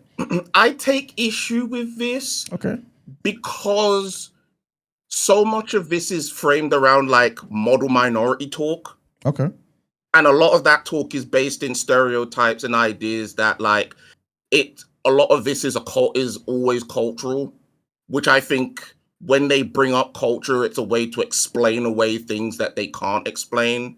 It ignores the laws, it ignores class, it ignores the fact that those people who have money to open up those businesses are coming from overseas where they already had money to begin with. But no, it's always talked about like this is some intrinsic thing. And they didn't do it by their own two hands. It's this weird double standard I notice of like, we have to do it from the ground up to prove that we did it legitimately because we haven't made it there yet. Whereas the assumption is they've already done so. Yeah, sorry, go on. I don't think that's entirely accurate, especially, going back to Sunak again. His family were brought over to, was it Zanzibar or somewhere, I forget, somewhere around the area, the name escapes me, where they specifically were brought there to be the buffer class between the black people there and the white colonialists. They specifically said they wanted there to be like the United States for the Hindu. Yeah. But remember, like these are some people. I think that might be something similar for Priti Patel as well. Obviously, as I'm pretty sure you know, there's a lot of Asian people in Uganda and Kenya and all that sort of stuff, right? But I'm not talking about those who basically came to the UK by way of Africa. I'm talking about many people who came during the 50s and things of that nature, who have bought particular areas. There's a reason why you can go to London and pretty much feel like you are in a place where it's just Asians.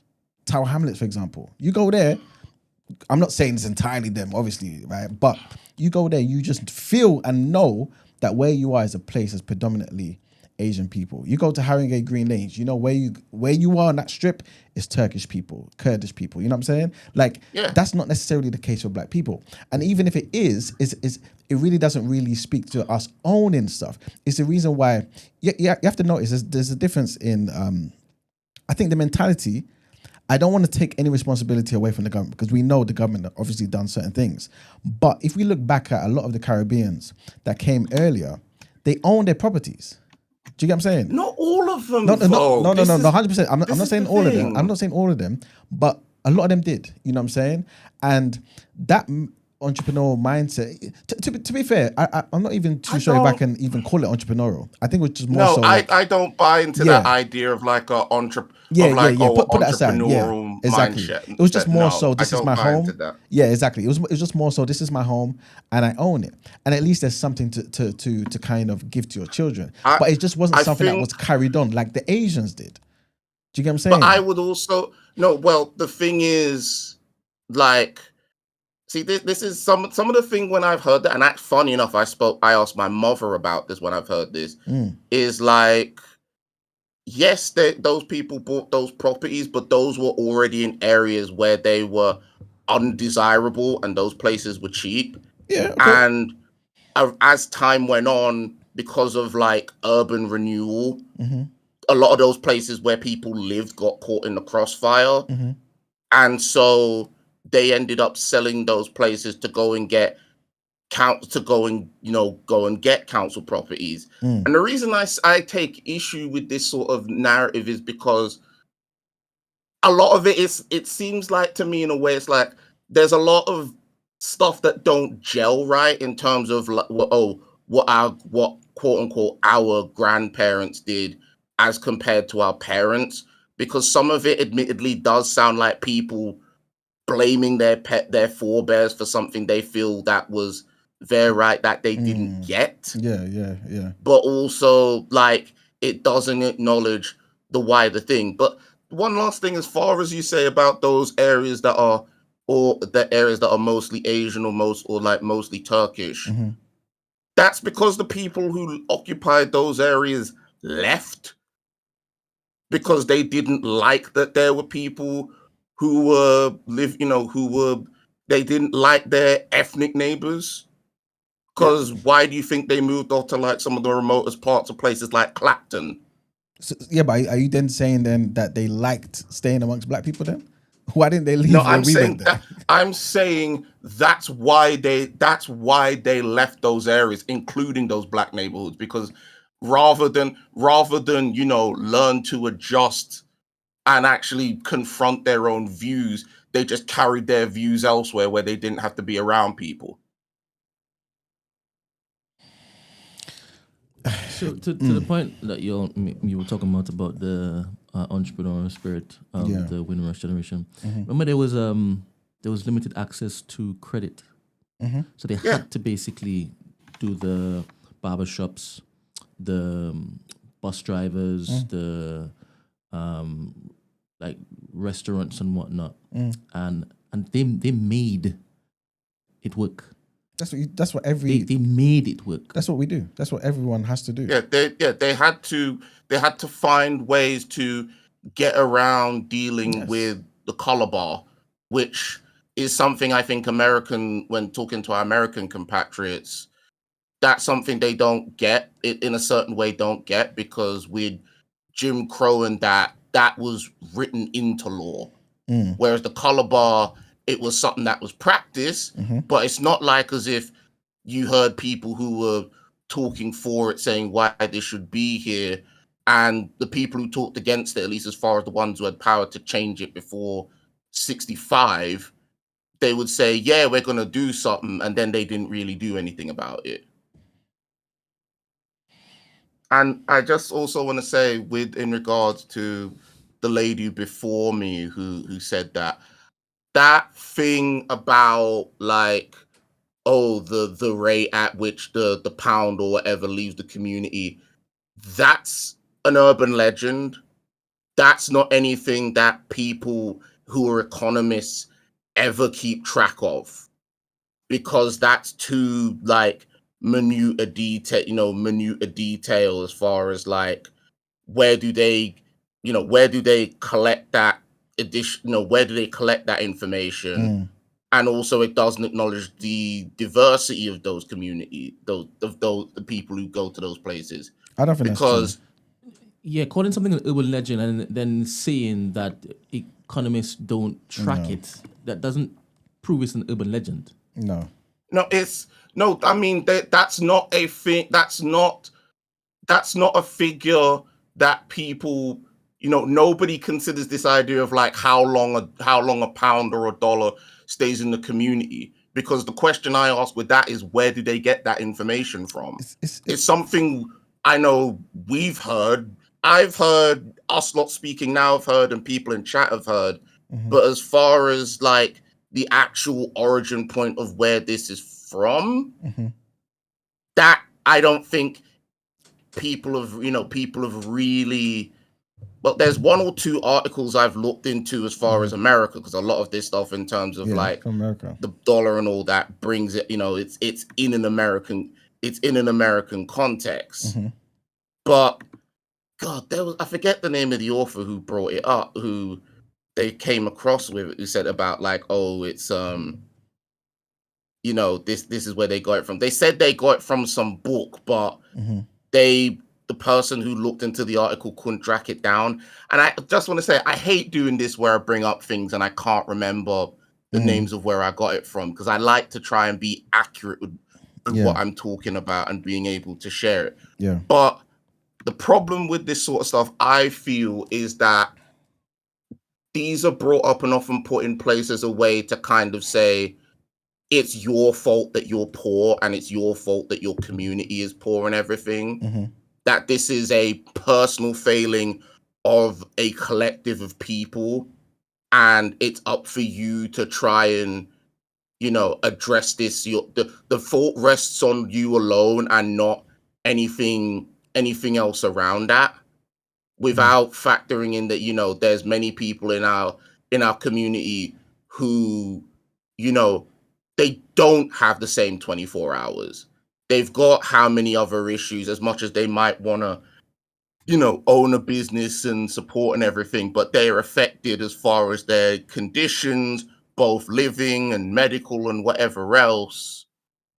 But, it's still like, oh, that's no excuse. You still, it's still your fault. You still need to, pull yourself up and go and do the work, so to speak, which a lot of this is based around consumerism, and no community has ever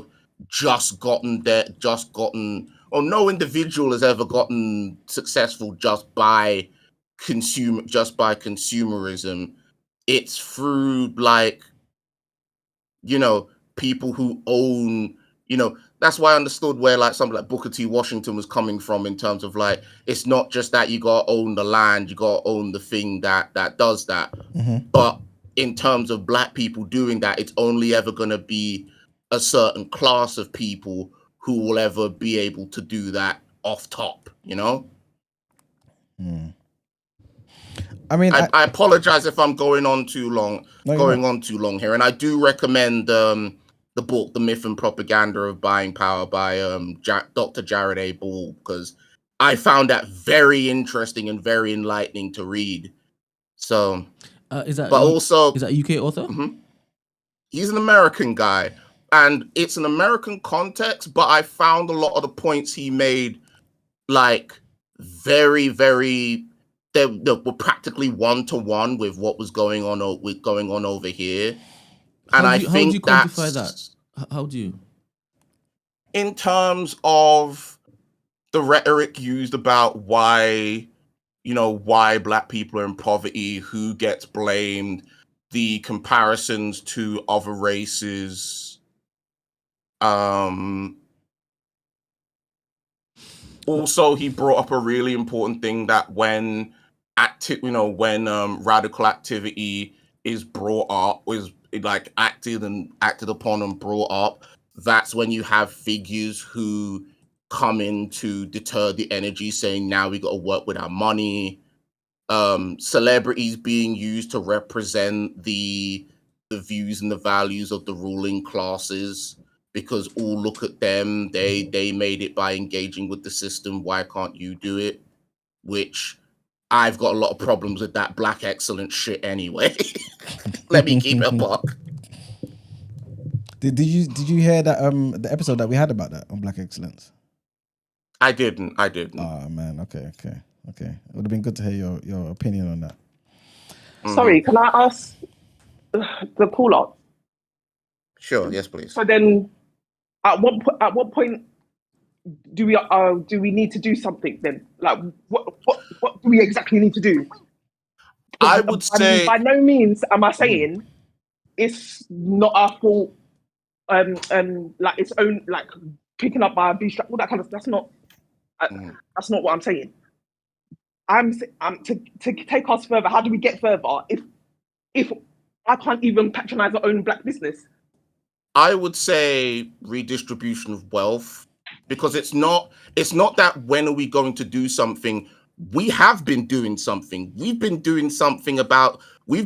trying to do this for like what, nearly 150 years? Like we've tried the business, we've tried agriculture, we tried the partner and the susu. We've got people trying as far as like copyright and intellectual property, because that's the way that people are trying to make a lot of money as well. But also, like, let's keep it a buck here. That's why I bring up in terms of celebrities and the figures used who get brought up as like why we should do this.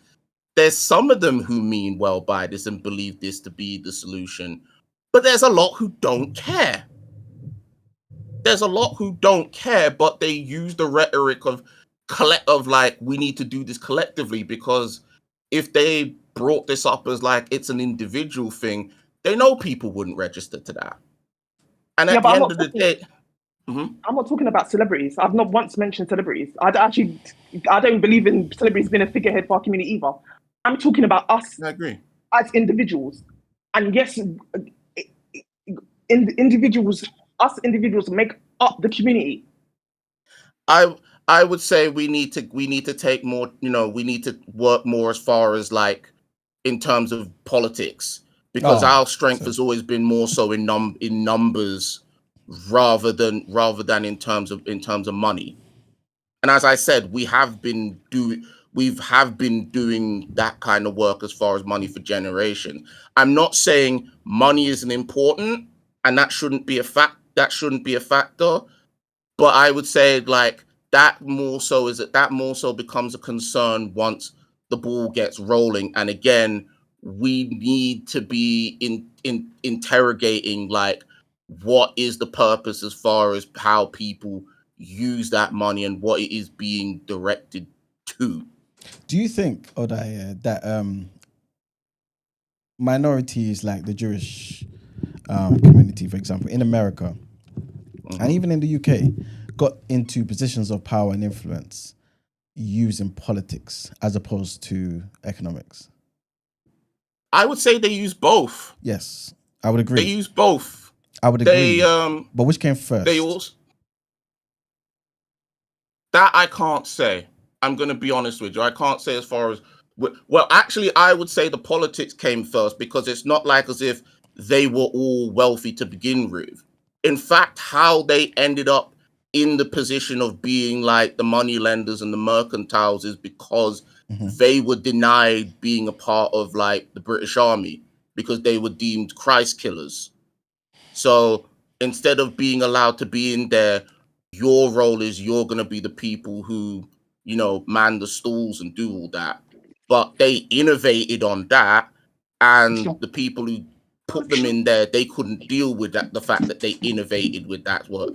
And that's what started off all the anti-Semitic stuff about like Jews being crafty and being all concerned with money, etc., etc.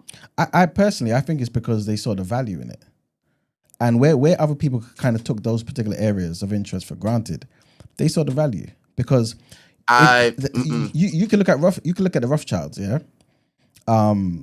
They financed both sides of a war for a reason. They didn't go in there saying, you know, it's right to do this or it's right to do that. They financed both sides, the French and the Brits. Whoever won would have been beholden to them. There's power in what you own. And if you can own a person or people or a particular conglomerate or organization, institution even, you have the say. You don't have to be the face of it. You have the say though. But if you're just campaigning and walking through streets with placards, talking about we need to do this and we need to do that, no one gives. I'm not saying you're not saying placards. that. No, 100%. I don't mean to make that your point, right? But I'm just trying to show that the disparity between the two, if you had to choose one, economics is always going to win. You don't see Chinese people in America or whatever it may be, in different particular areas, right? In the West, in positions of power in politics. There's just no need because some of them make the. Well, that's not true because there's people Chinese who've made the jump from. They've made the transition. Some of them who are involved in economics do get in politics. Yes, that's what I'm saying. I'm agreeing with that, but I'm saying that one comes first. How many Chinese MPs have we seen? I don't know any. Do you get what I'm saying? Like they prioritize. They can buy votes. Yes, exactly. That's it. They can buy votes. Exactly. But I would say again, those people who can buy votes. Are they acting on in the sense of like they're thinking of, you know, providing and doing everything for all Chinese people? I don't think so. No, but I think they're doing it for their own particular class of Chinese. It doesn't necessarily need to be for Chinese people, but it needs to be a focus on ownership of something that people can rely upon. I don't think Chinese restaurants are there for Chinese people, but white people go there, black people go there. Asian people go there. They're providing a service. There's value in owning something that the people can rely on because there's money coming in. There's money that you can now use to invest in infrastructure for your people if you so choose. Do you get what I'm saying? And I think that's the issue because we see many black people go to Asian restaurants. Again, I'm not trying to say white people and Asian people don't go to Nigerian restaurants. I don't see them, but I'm not trying to make that my argument. But what I am saying is that everyone goes to theirs. Everyone, right? And I'm saying that's a bad thing. I'm just trying to show you the difference in the psyche of people. You have to, to me anyway, you have to prioritize the economics. But I think again, that doesn't reflect how, like, you need to, going back to the starting point as far as like how, Chinese restaurants got established and why how they innovated in that sense, and also those businesses became profitable, because it's not like as if the Chinese who emigrated to other places, some of those people started out, they were working in the labor positions themselves at one point. But then what did they do? What did they see the value in? They recognize that it's not just I think it's two-sided. It's not just the value and the fact that they had business, but they were allowed to assimilate in certain degrees, again, to be the buffer class. So that way, but also I have to be honest, we have to factor in the anti-blackness. That's always because in order for these groups to assimilate as well, right, they have to engage in that.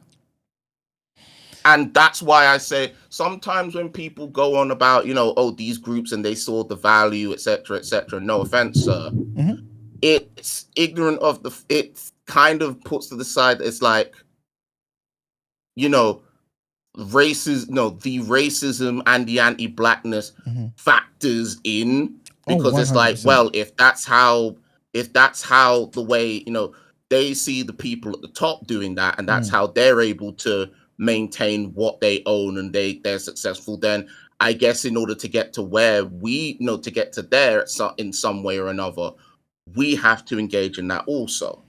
You see, I don't, but let's not act like as if that despite these people, some of them have businesses, there's these people who also have to work second jobs, and these businesses don't scale up because families are all, the entire family is involved. But sometimes, right, they're able to pay for their children who were born and bred in this country to go to university because of that simple Happy House Chinese shop. Do you get what I'm saying? Like, these are the things that make a difference. It's these little things that you may refer to trickle down economics as things that make a difference. Because if my child doesn't have to be in 30 grand of debt, after doing a 3-year degree, that's not going to do much for them, or still have them competing against tens of thousands of people. Yes, it makes a difference. Yes, it makes a difference, but it only makes difference to them and their families. It doesn't reflect everybody, and that's the thing that I take issue with this black capitalism stuff, is because it's trying to use individual means of wealth, even if it's a small group of people, for larger, for like collective aims. And that doesn't, the two never mesh, because if they were to really do that with what wealth that they have, because the black middle class and whoever else, they're never as rich as much as they like to give. They might to beat their chest over it. So this is why they will end up engaging in practices and making making deals with people, who they say outside of the community, to go and protect their own hides. I mean, to be fair, I think fundamentally we just have different opinions on this particular thing. I think you obviously see the value in changing things via politics. Maybe that might be something similar. I'm not saying don't support black businesses. Yeah, but you just don't see it as because people will. I don't. Yeah, I don't. I do not, and I'm just saying that to be really, really honest. I don't see that as the solution. I see money as an aid, as like an aid to it, especially, because it's capitalism, but I don't think of it as this silver bullet solution. Yeah. Okay. Was it, the Audre Lorde thing? Master's tools can't break down the master's house. Yeah. That's one thing the guy who wrote the book said that I thought was really interesting is you can't be rich, powerful, and politically radical. You can be two of those things, but you can't be, there's nobody on the planet who's all three of those. It's a beautiful thing that it's not one person that is representing the entire group, right? So all of us can be different, a mishmash of all of those things. But to me, there has to be an element of economic self-reliance. And this is why I always go back to Marcus Garvey. It's why I always go back to Elijah Muhammad.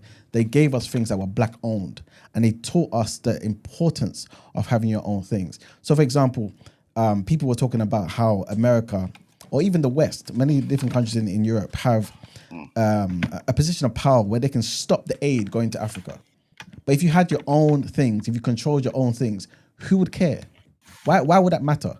And I think, to me, seeing that on a macro level in our communities is the best way to see it, because people, it wouldn't matter necessarily about what they put out in the media. It wouldn't matter about these particular shops. It wouldn't matter about them increasing the prices on particular things that we, I guess, buy more than other people. All these things wouldn't matter because we would control all of these particular things. And like you rightfully said, some other groups are in positions to buy politicians.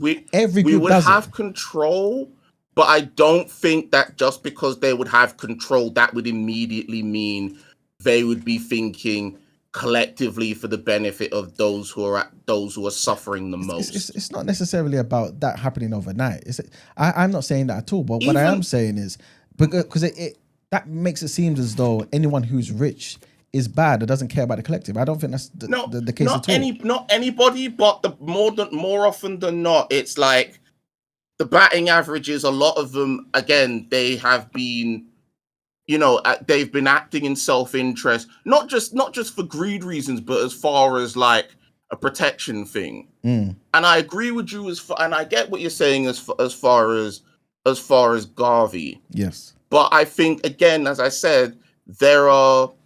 Though Garvey, I think for some people is somebody who's more known by reputation than what he actually spoke of, because a lot of his ideas, again, he was inspired by Booker T. Washington. Yes, and I think the big difference between the two is Garvey was a militant and Booker wasn't. And Booker tried to be more tactical. He was big on the double speak. Yeah. And big on the double speak in a way, like a lot of people do now, where what they said, they would say something that meant different things to different people. So what would maybe sound radical to us, to other people would actually sound really conservative and middle of the road. Yeah. But he said what was necessary to get the money in for us to do for self. And I think that's what Marcus Garvey related to. Yeah. I agree with that. But I think, again, my issue is, right, I've brought up before, I'm somebody who's neurodiverse and has his own like issues in terms of his conditions. The people who I often see at the top as far as not just Black excellence, but as the examples of that, you've got me as far as being a Black man, but it never goes anything further than that. And the thing with their success, not to denounce some of those people who, in terms of what they succeeded, it's not so much a success for them as it is more so for the system accepting them, because we've always had capable people. It's just that they didn't get the chance to show what they could do. Yeah. Really and truly, again, how many people who we, in terms of the ones who are held up as the benchmark of we need, the people who are held up as the benchmark, how many of those people do you could say, have the kind of conditions that I got, or were people who say came, had to deal with other things in terms of, say, not just maybe their gender identity, but also they had other commitments that took up their time, as well as running a business. And some of those people also like to downplay, like, oh, they did it by themselves, when they had other people with them. Yeah. I mean, I say this because, like, I've noticed a lot of people been talking about that Brother Dean Forbes, right? And I think part of the thing with him, which I find very weird, is the fact that, like, nobody was talking about this guy on the previous guy who was #1 on the power list, who was the editor of Vogue. Why was he not on, like, Thoughts in a Cully and being invited on podcasts? Yeah. In his case with Forbes, I'll be honest with you, I think it's because of this idea that, like, he's somebody who came from the ends and is like us. So for him to go from where he was to where he is now, it's like, I think it gives in some way kind of a false impression that, like, because he could do it with where he was coming from, you can do it too. And that's not true. Power to him for his success. Why? Right? Yeah. Power to him for his success, but like it's not easily something that is one-to-one replicable. But I think that's it. Go on, Brent. I've been talking for a while. Unlike this defeatist mindset. If you want to kick me from this conversation to let other people talk, I'm all right with that. I'm all right with that. Emmanuel's cognizant that I have to basically leave very soon, isn't it? So I think I love the fact that you found this community, because I want you to contribute far more going forward. You've been great so far. Yes, but we really do need to move on. No problem. Can I please correct my good brother though on one thing about what you said about Brother Malcolm and the nation? I was waiting for you to, because I have to. You waited patiently. Yeah. Malcolm gave us the ballot or the bullet, right? Yes. After he left the nation, right? And in that same speech, one of the best speeches of the 20th century, he was talking about Black economics. So it wasn't a case of once he left the nation, he wasn't really focused on Black things and Black empowerment and Black economics. He was. Plus, when he left, he gave us 2 organizations, Muslim Mosque Incorporated and an organization of African American Unity. There was a need for both of those paradigms. You know what I'm saying? The religious aspect, but also the need for us, when I say us, I'm talking about Black people in America, to unite under a banner and focus on the economics and also the political decisions that we make as a unit. You know what I'm saying? So I just wanted to correct how it kind of seemed that you were kind of saying once he left the nation, he kind of left that black economic talk when he didn't. My, And my, also, my, in my elect, apologies if I gave that impression. That's okay. Because I know he didn't leave that behind. yes, But I would say as well, you know, I think because I know it's cliche to bring him up with King, right? yeah. And people often always like to focus on the differences when those two barely knew each other and they had more similarities in common. King was there, but by the end of his life, he was looking to move beyond that, right? And that's the thing. As much as I think, I'm not going to get into it. Why I think some people, look at Malcolm as the more radical figure in certain ways, but King was looking to move beyond that, and some of the people who were in his camp as far as the civil rights movement didn't like that because they felt like he was fucking their money up. And I think to give credit where credit's due to both of those men, I think in a lot of ways both of them have been, the more thorny edges of them have been like polished off, and they're both greatly misunderstood in a lot of ways. Yeah. Because even all of us, we've heard, I'm just saying this before we go, like, how often have we seen that poster with Malcolm where it brings up like, oh, education is the way to a guiding light, which has been used as a way to say you got to go into higher education. Malcolm didn't go higher education, did he? Yeah, true. Everything he learned was in the prison cell. And in the nation. Yeah. I'm playing. So I think sometimes what I'm saying is in terms of this rhetoric is, in terms of like black business and all that, is we have to think about like, yes, these things are important, but also how much of this is playing into like what the powers that be and what the system says, what you need to do in order to get ahead and how to be successful. Because we live in a Britain. Britain is a country I feel like fetishizes home ownership. Right? And it's the system is built on competition, and in the last how many years, I think it's basically been accepted that like the whole housing market in this country is one gigantic Ponzi scheme. But I'll leave it there because I don't like taking up space or talking over people. And if anybody else wants to chat with me about it, or like if they want me to share some stuff in the server or whatever, I'm more than happy to. Please do. I'm more than happy to. I'm not an egotistical brother like that. No, like Brent said, man, we appreciate you calling in, man, and definitely your contribution in the last week alone has been powerful, man. So please do not stop. Please keep calling up. Please share the materials and whatnot in the Discord as well, man. You know what I'm saying? Yeah, you're welcome. Yeah, man. Thank you, man. Also, everybody have a good likewise. Have a good Easter weekend to you and everybody listening in. Likewise. Thank you. You too. Also, everybody listening on Dean Forbes, I'm never going to be on here saying anything bad about Dean Forbes, mind you. He might just be wink, wink, part of what's going on over here. Wink, wink. All right, cool. Let's push on. Before we push on, Vaughn says, is the quality good? Is the audio on point? Is the participation balanced? This was in response to something my AI typed in the chat.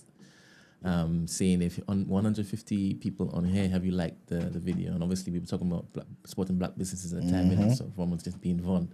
But for 100% though, for 100%. That's why I'm very particular about saying sorry, apologizing when it is that we don't start at 8. When it is that we don't have the panel here. But it's a long journey. This TDA thing is a long journey. TNB thing, it's a long journey. There's going to be a little jostling before we get that consistency going.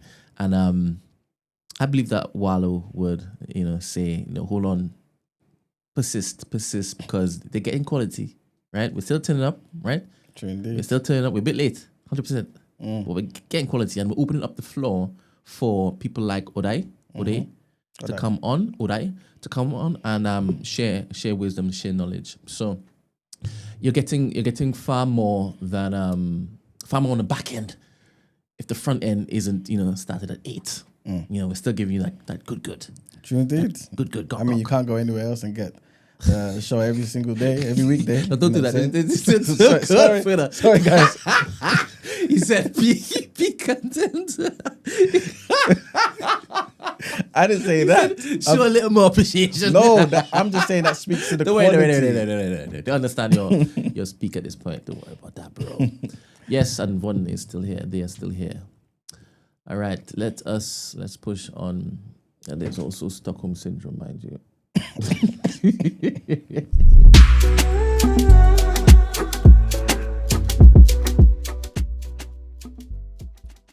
All right, people. So our next headline, NHS bosses. You know what? Let me do a trigger warning. Trigger warning, guys.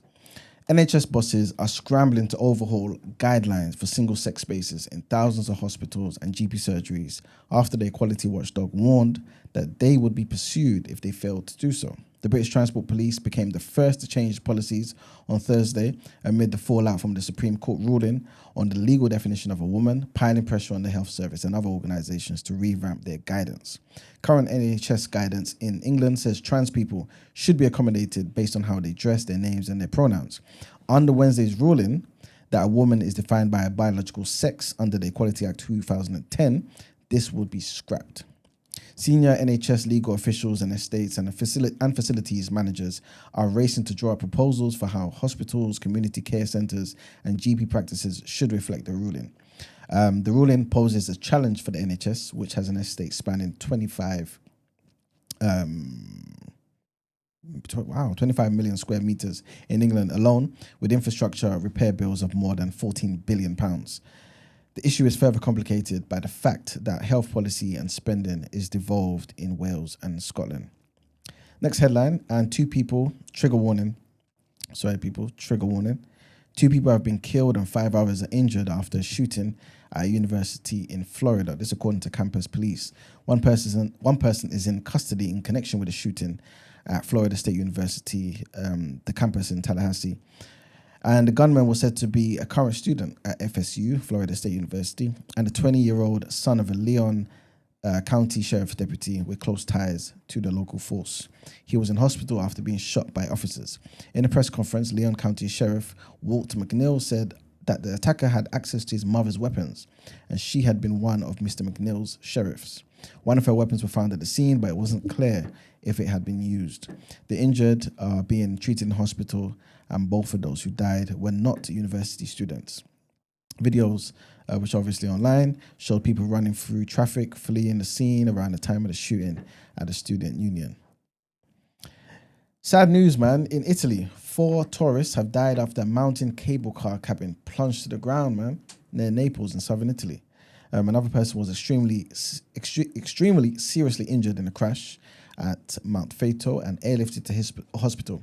Italian media outlets reported that the cabin had been near the top of the mountain when one of the cables supporting it snapped. A second cabin was also on the line at the time, but located near the bottom of the valley, and 16 people were rescued from it and, winched to safety. The president of the region, Vincenzo De Luca, said all the victims were tourists. De Luca also added that the poor weather conditions, including fog, wind, and rain, were making it difficult for rescue workers to access the area where the cabin had crashed. Italian media reported that the cable car had been traveling over a steep area when the cable snapped. Sad news, man. It's very sad news. Next headline, the Education Secretary has issued a health warning after ITV News uncovered a huge rise in illicit nicotine pouches flooding the UK. Nicotine pouches, a product growing in popularity amongst teenagers, are legal and originally designed to help people quit smoking. However, Trading Standards has been seizing tens of thousands of them, often super strength, because they do not meet the legal requirements around labeling or safety or safety warnings, pardon me. The products are unregulated, meaning there's no limit to their nicotine content, and it's entirely legal for children to buy them. Through Freedom of Information requests, ITV News has found a year-on-year increase of 112% in seizures of nicotine pouches by trading standards teams across the UK. In the 12 months to February 2024, there were 3,914 seizures. That yearly number more than doubled to 8,306 by February of this year. Seizures of nicotine pouches since 2023 have also risen by well over 1,000% in many areas. And our last headline, trigger warning on this one, people. And this takes us to Kenya, where the funeral of, I believe it's, a person's Kenyan, but the name seems Yoruba. But there was a funeral basically for a TikTok content moderator. And the funeral was held on Thursday for a Kenyan-based Nigerian content moderator who died in unclear circumstances last month. Ladi and Zaki Olubumi's decomposed remains were found on March 7th at her apartment on the outskirts of the Kenyan capital, Nairobi, 3 days after she failed to show up at work. Among the mourners were her elder brother, who travelled to Nairobi for the emotional ceremony. He was overcome by grief, and as friends and colleagues eulogized Olubumi as selfless. Olubumi was 43. He was employed as a TikTok content moderator, subcontracted by a global outsourcing firm called Teleperformance, and had complained of fatigue before her death, the cause of which has not been revealed. She had lived in Kenya since 2022 and only managed to travel back home once, despite having an annual return ticket benefit in her employment contract. Colleagues said that she was desperate to go home, but she was denied leave. Teleperformance Kenya said in a statement in March that she wasn't denied leave to travel home, and in a tribute, a company spokesperson described Olubumi as a selfless, compassionate, and deeply caring individual. Sad news, man. But that's it for our headlines, people. It's time to pay them bills. All right, let me just read out the results of the polls. Please make sure that whenever we have a poll up to participate, it's really important. The question was, supporting black business, what's your thoughts? 51% say yes, I am BOE, black over everything. 25% say not enough to be black to get my money.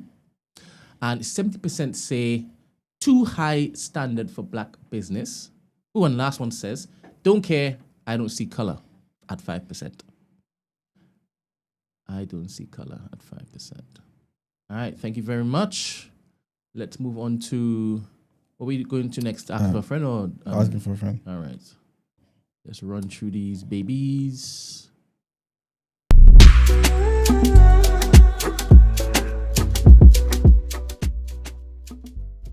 So I'm she. And her. She and her. And I'm she and her. And them too. All right. All right, people.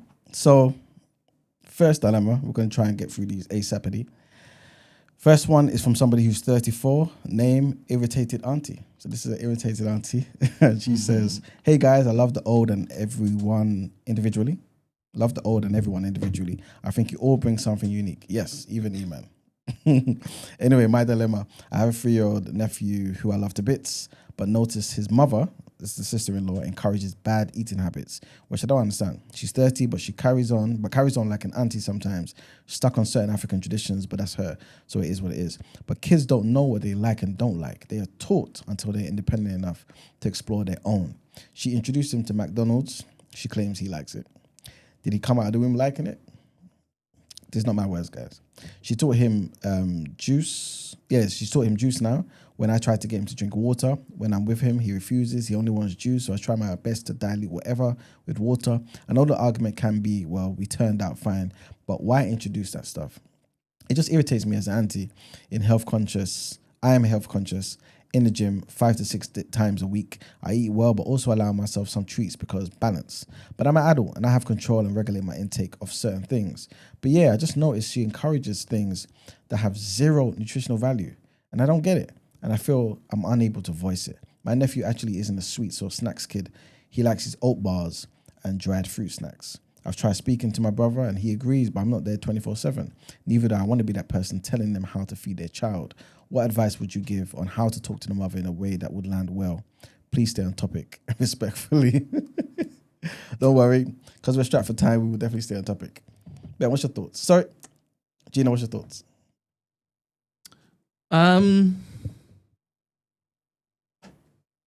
I don't have children in it, but I don't know if it is I'm fixing or fastening myself in Stephen's business. Okay. I would ask questions like, "Why are you feeding them donuts and stuff?" Right? But I don't know. Nah, I think it's what she's doing is right. Yeah. I think fastening us up in the business is right? Especially seen as that's a niece and nephew, innit? She's supposed to love them. 100%. And that is love. Mm-hmm. So if the brother agrees, then you're saying it's the mom. It's the mom. Mm-hmm. So find the best way via the brother to change things. Or just volunteer to look after them more times than you are currently. Keep them that good. Yeah. But you know what the thing is, yeah? I think if she's a reasonable person, she'll be able to appreciate or she'll be able to recognize when you're saying particular things with love in it.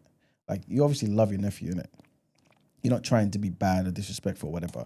But just basically say to her, listen, I've heard, maybe just, I don't even think you need to make up stuff. There's probably legit stuff out there that says, listen, the more you do this, it's going to affect how their brain develops. You know what I'm saying? It's going to affect particular things. You know what I'm saying? Like, as much as you may not have that now, it doesn't mean that he won't have this, especially as the food we got nowadays is different to what we were eating when we were kids. You know what I'm saying? Say all that sort of stuff and just try and drill into a head that, like, I understand that you want them to enjoy stuff, but understand what the consequence of this is. You know what I'm saying? Balance is everything, but please just reduce it a little bit because I really care about my nephew and I don't want you to have to deal with something later in life, innit? Plus, also say, remember, at school, they're going to get a lot of this stuff. So just leave it to school where the balance will be. They're going to get some of the unhealthy stuff. But at home, just make sure he's having his water, having his real foods, man. Also go down the scare tactic route. Not necessarily scare Find tactics. some documentaries that talk about diabetes and that. I mean, she probably knows because she's somebody who's frequent in the gym and whatnot. She obviously knows about the health implications of these particular things. But the mum? No, the dilemma writer. Yeah, I believe so. Yeah, so just you don't have to research much, but just who doesn't have to research much? I'm saying that she should basically find a way to get that information to the mum. Exactly. Yeah. Like documentaries and stuff. And yeah, but I'm saying you don't need to do all that. It sounds as though if this is a dilemma, she'd probably voiced this before, right? Yeah. But it's not hitting. That's because sometimes and the fact she'd mentioned the brother means the mum ain't want to hear it from her.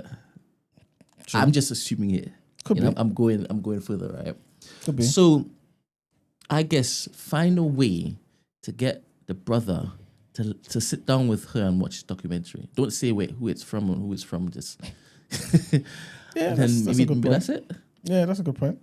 And obviously, I expect when it is that you have children, or if it is you already have children, that's the same thing you're doing. Doing over there in your bits. Yeah, but I'm pretty sure nobody likes a hypocrite. Yeah, but she wouldn't give her kids juice, like little juice. She might do, but now the boy only wants juice. That's her issue. You know what I'm saying? It's only that. He eats granola and stuff. It's a nice little balance, no? Yeah, but he also has McDonald's, like, you know what I mean, and all that sort of stuff. You think it's lazy parenting? I wouldn't say that, because sometimes you want to just give them something, or maybe you long drive, you just want to give them chips. Because if they eat chips and bloody, I know why you said that. Why? You giving your daughter chips? Yeah, of course I have. Yeah, but not burger chips, and that. No, she doesn't even eat burgers. She doesn't eat burgers. But still, even if it's a balanced thing, I don't think it's that, you know what I mean, that bad. And I think that's what she's saying. I saw your daughter eating pancakes and syrup. Yeah. The most syrupy syrup. The fake shit. So I know what you guys are gonna do with that. No, but again, it's about the balance, isn't it? You know what I'm saying? As long as she's at home, or he's at home eating proper food as well. Maybe that's what he's doing. Maybe he's actually tucking into good at hopefully, home. Hopefully. And she only sees when it is that he's drinking juice when he's with her. Yeah. Potentially. Well, that's how much Gina has to contribute to this. Yes. How much does Esther have to contribute? Oh yeah, Esther's already contributed. Yes, I have. Next one is from a gentleman who's aged 28. He says, I'm currently in Switzerland on a business trip, but my girl is or was living her best life last week. Whilst I've been away, she's been gone to the recent Usher concert in London. And she was one of the lucky ladies that Usher has been doing that whole cherry thing with. I think we've Did you read read this? this. I've not. And I asked you about that, and you said no, we haven't read this. Yeah, I remember reading this. Go on, finish it. If we haven't, let's move on then. People in the chat, have we read that already? If we haven't, then I'll come back to it. Next one is from a gentleman aged 35. And he says, my female best friend has been my friend for 10 years. And she had one serious ex about 3 years ago. And she sort of completely ghosted me for him and established a boundary. We went from talking every 3 days to just about texting each other happy birthday and happy holidays the odd time of year. It was sad how it turned out, but it was what it was. I could see that she was in a toxic relationship with that guy, and I tried to tell her then that her man wasn't the one for her, but she didn't hear what I had to say, and her boyfriend beat me up. Wow. And that was the last time we spoke until about December of last year. Turns out he was a piece of crap. I was right, and he was toxic. We had a chat, and we rekindled each other, and she's even stayed over at mine and my wife's house for Christmas because we felt like being accommodating, and our friends didn't mind as well. Fast forward to recently, she has a new boyfriend, and he's genuinely another piece of crap. I want to really help her from making another mistake and reliving so much trauma whilst minding my business and respecting her boundaries. How do I do so? Because I really wouldn't want her to make another life-changing, life-altering mistake. We've never been romantic, if you wanted to know. It's a tough one, man. It's a grown woman. You know what I'm saying? All you can do is tell her and say, listen, I'm not trying to be bad, but I was right the last time, you know what I'm saying? And I just see some similarities here. I'm saying this because I love you know what I'm saying? We've been friends for over 10 years now. Let her know it's not coming from a place of jealousy and all that sort of stuff, like coming from a genuine place. But after that, she's a grown woman. You have to leave her to, you know what I mean? You have to. At some point, you have to. Yeah, mind your business, bro. But he cares about her. At least give her a Mind warning. your business, because you are going to lose sleep. After this one, it'll be another one. For real. She likes it. So mind your business. But Or there you go. don't listen to us and continue having sleepless nights. And claiming that you don't like her. And respectfully, remember the other guy beat you up, innit? So you don't want... No, don't laugh, man. This guy. He was getting beat up again. You don't want those situations because some of these pieces Only of crap... for her to go back. That's You know what I'm saying? Come on, man. You No. like punishment, young man. Not me, though. Nah. You know what I mean? Care about your family. You got a beautiful wife and children there. You know what I mean? Like, advise her. If she doesn't take it on board, live your life, man. You know what I mean? She's grown up. And our last dilemma is from a gentleman. That's Gina speaking, by the way. This is not Brent. Of Brent will course. say something completely different from Gina. She, hers. She, hers days. Them. Ways, maze. All of Anyway, so the last dilemma from a gentleman, age 24, and he says, a large amount of my black friends tease me for what my parents be doing, whilst a lot of my white friends are a lot more accepting of what they do. I'm quite an honest, transparent person, and I've told my private business to my friends, especially about the setup my divorced parents have. Basically, my dad cheated on my mum years ago with another man, and he's gay now. Sensational. And my mum was a stripper back in the day, and she does have a really young boyfriend. They shooting. Like only 2 years older than me. Wow. Which all in all, I've kind of just accepted, but my friends always make fun of me, even though I don't like it, and I've told them. I've had to go to therapy to help myself from it. It's just an observation I've made. I'll lose a lot of my black friends from my friendship group if I separate myself from them. But I really want to do that, especially because I never banter them. You know what I'm saying? What do I do? Because I would like my close circle to look like me because I'm pro-black. Gina, what are you thinking?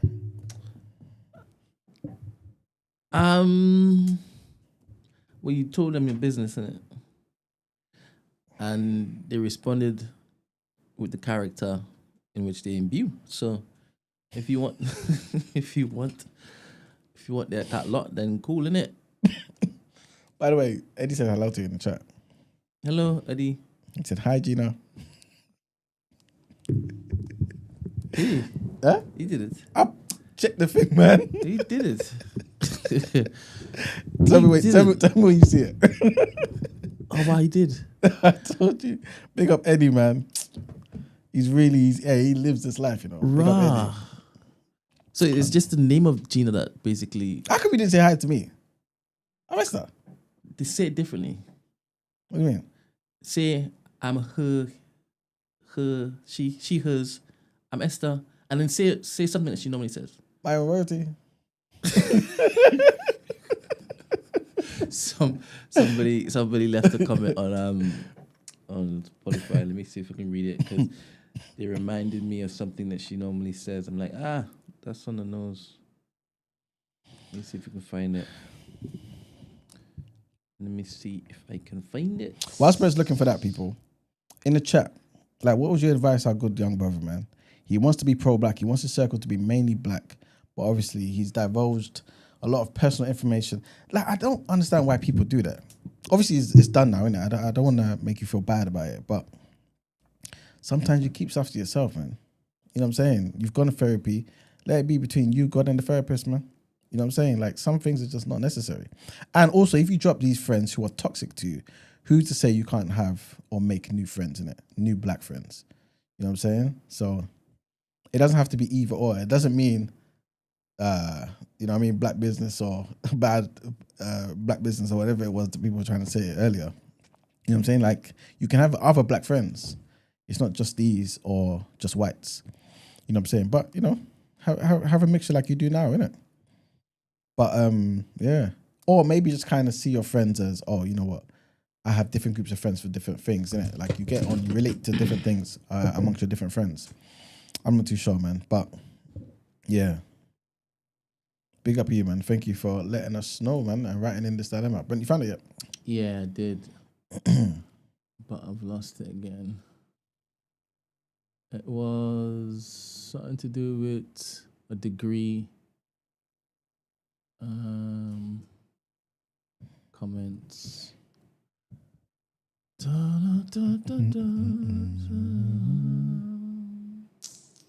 Anyway, it's not important anymore. I can't find it. All right. Well, I think we've gone through all the dilemmas. So yeah, man. If you've got any more, send them through. Next week, inshallah, we should be having the rest of the team in the building. Or at least Margs and Gina. So they'll be able to give you their 2 cents as well. You know what I mean? So Street. Write in, please. You've got a whole weekend to write in. Hi Esther, lol, you're funny, man. He did. He responded. Look. Oh, what, to me? Yeah. Oh, jeez. Okay. Let me see. Man. Do you like a bit of toxicity? You me? Yeah. Nah, man. I like straightforward niceness. And that can't come in the form of toxicity? How the hell is that possible? Because you could be nice in different ways, isn't it? Yeah, I'm not a toxic person, innit? So. Imagine. You couldn't even keep that straight face for a second, It's because of how he was looking at me. You can't even keep a straight face. No, the people know I'm not toxic.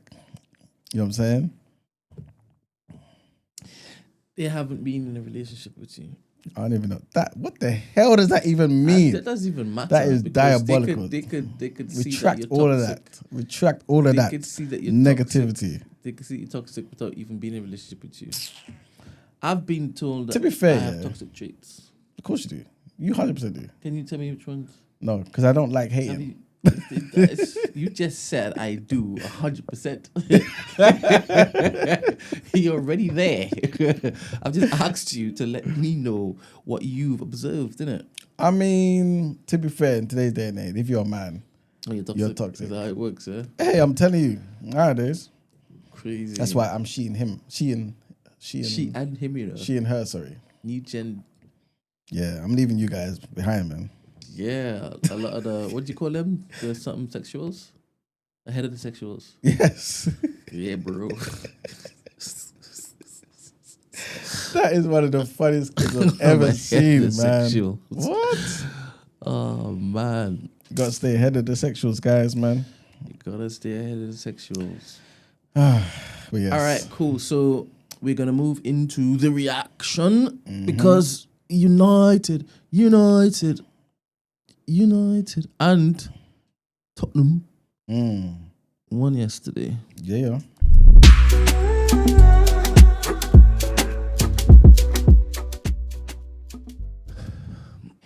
All right, people, welcome to the reaction.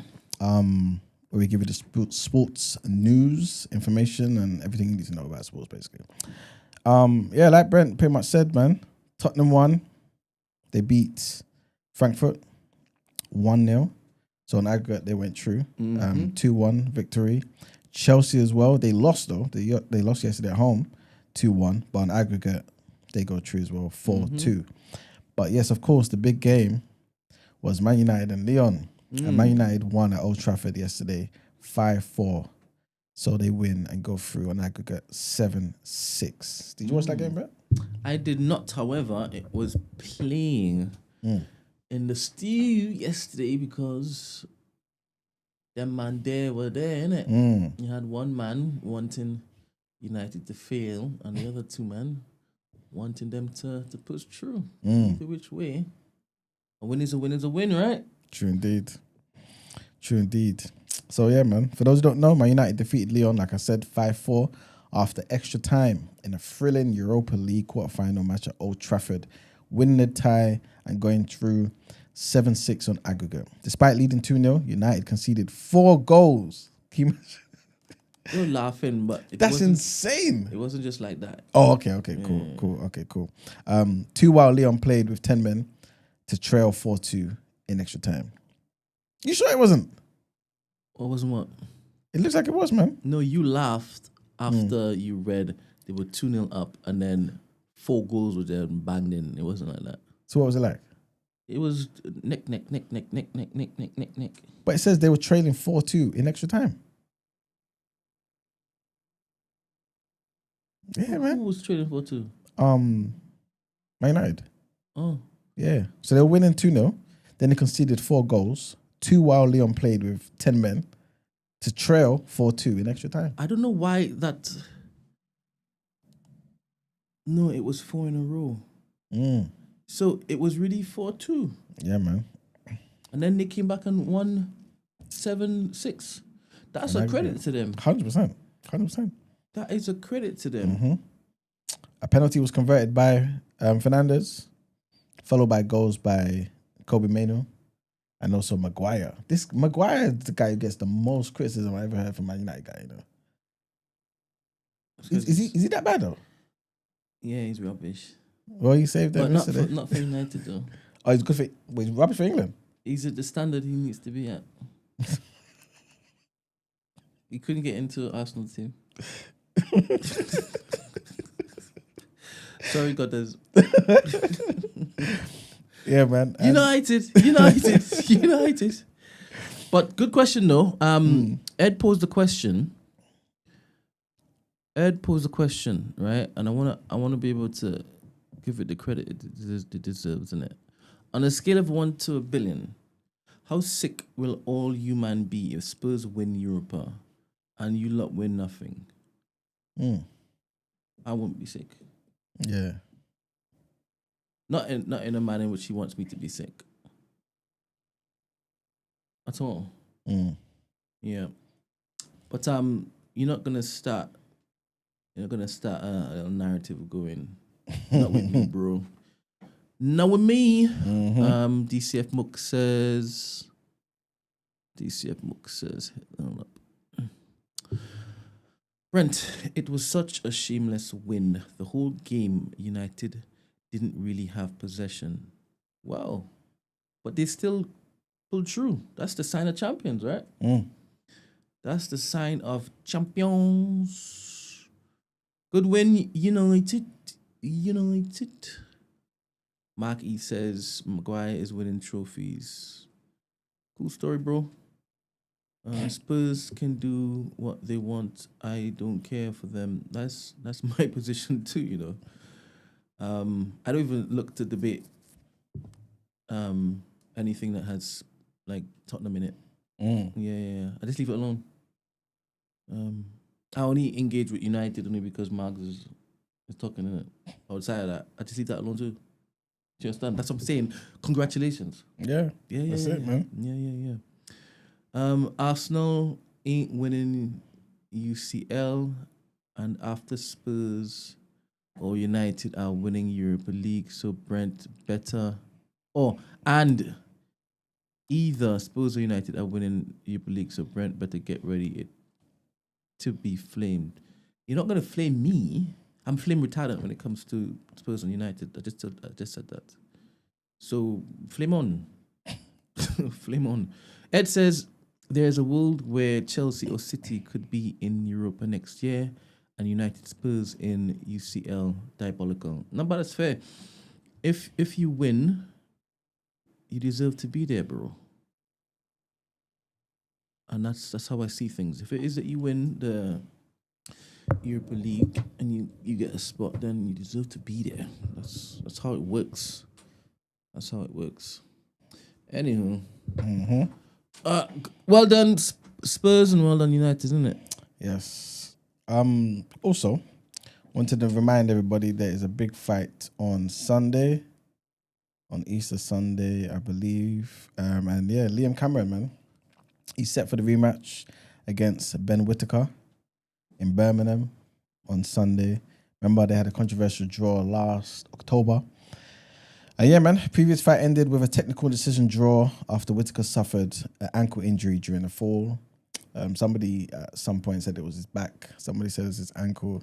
There's a lot of different things in it. It just looked like a way out presented itself and he took it. But yeah, man, he said he's back now. He's serious. He's changed trainer. And he's ready to really show and prove to people why he got that Olympic silver medal and why he's one of the best prospects out there. Obviously, Liam Cameron is basically saying, you're overlooking me. And basically saying that first fight was not a fluke. I'm still a serious pro. I may not have had the decorated career that other people do or have had, but I'm still somebody who can win this fight. At least that's what he believes in it. So it's going to be a decent fight as well. Also wanted to mention some quick boxing news as well. Frank Sanchez has been ordered to fight Filip Hrgovic in a heavyweight title eliminator for the IBF belt. So whoever wins that is going to be fighting, well, it's going to be mandatory, I should say, to fight Daniel Dubois. I'm also hearing that Daniel Dubois, there has been a date set to fight Usyk. So yeah, we'll see if that's the case. But obviously some people are upset about this because some people actually think this was a ploy. You know what I'm saying? He got out of the fight against Parker to fight Usyk, or at least he got out of the fight with Parker, and instead of him going back there was no need for him. You know what I'm saying? I'm not really wording it correctly. Essentially, what they're trying to say is he really didn't want the fight. He didn't want the fight fully with Parker. He wanted it in the moment, but when the opportunity presented himself to obviously get out of the fight because he felt ill a day or so before the actual fight in Riyadh season, everyone pretty much knew he wasn't going to go back to fight Parker. He was only ever going to go forward and fight Usyk. And it looks like that's what's going to be happening. Also wanted to mention as well, Keyshawn Davis is going to be fighting Edwin De Los Santos in Norfolk on June 7th. Keyshawn is my guy. He's a serious guy. It's going to be his first defense of his lightweight title, WBO lightweight title. Yeah, man.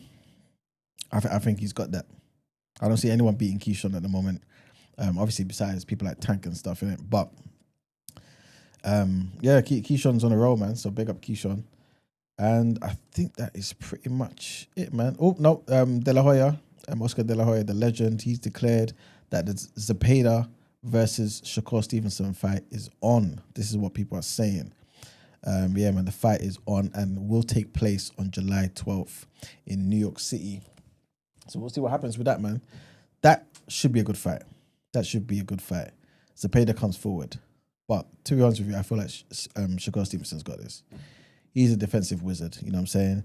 And when Zepeda was struggling against Tevin Farmer, again, Tevin Farmer is a former champion anyway, world champion. But Tevin Farmer is not the same guy he was before. And in both fights, one could argue that Farmer won, you know what I'm saying? So to come up against a fresher, taller a fighter in Shakur Steven, even if he doesn't have the puncher power because of his hands always getting injured, I think he's gonna win. He's gonna win that fight. And even with the broken hand, remember he knocked out Padley the other day. But yeah, that is pretty much it for the reaction, man. Right? All right. Before we go, Christy, Julian Gist has asked if you're still here. The hairdresser that does your press have socials? Does your hairdresser that does your press have socials? Because she needs an urgent appointment. I don't know if Christy's here, but I will call her afterwards and then see if she does. Cool. Yeah, it's time to go. Mm-hmm. Oh, Mav4K says, can NBA players be discussed next week? Yes, they can. I think Mark's will be back, so obviously you definitely handle that.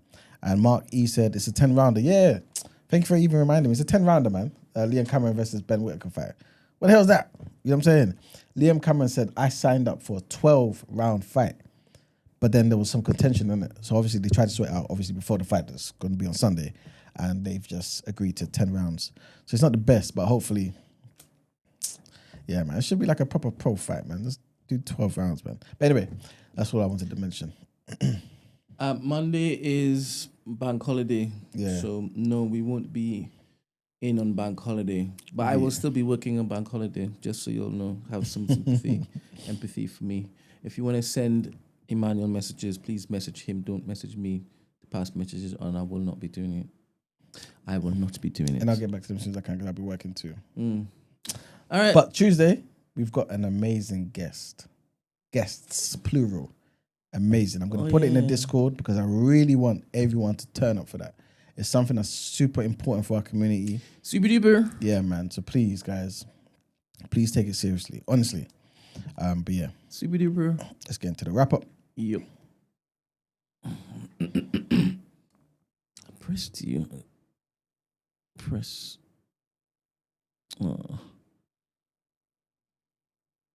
Anyway, say goodbye. Goodbye, people. Have a good Friday. Yeah. Eat fish. Man. Is that what you do? Yeah, fish. Yes, eat fish and be peaceful. Yes. Be at peace. Bye. Assalamu alaikum. Shalom. Bye.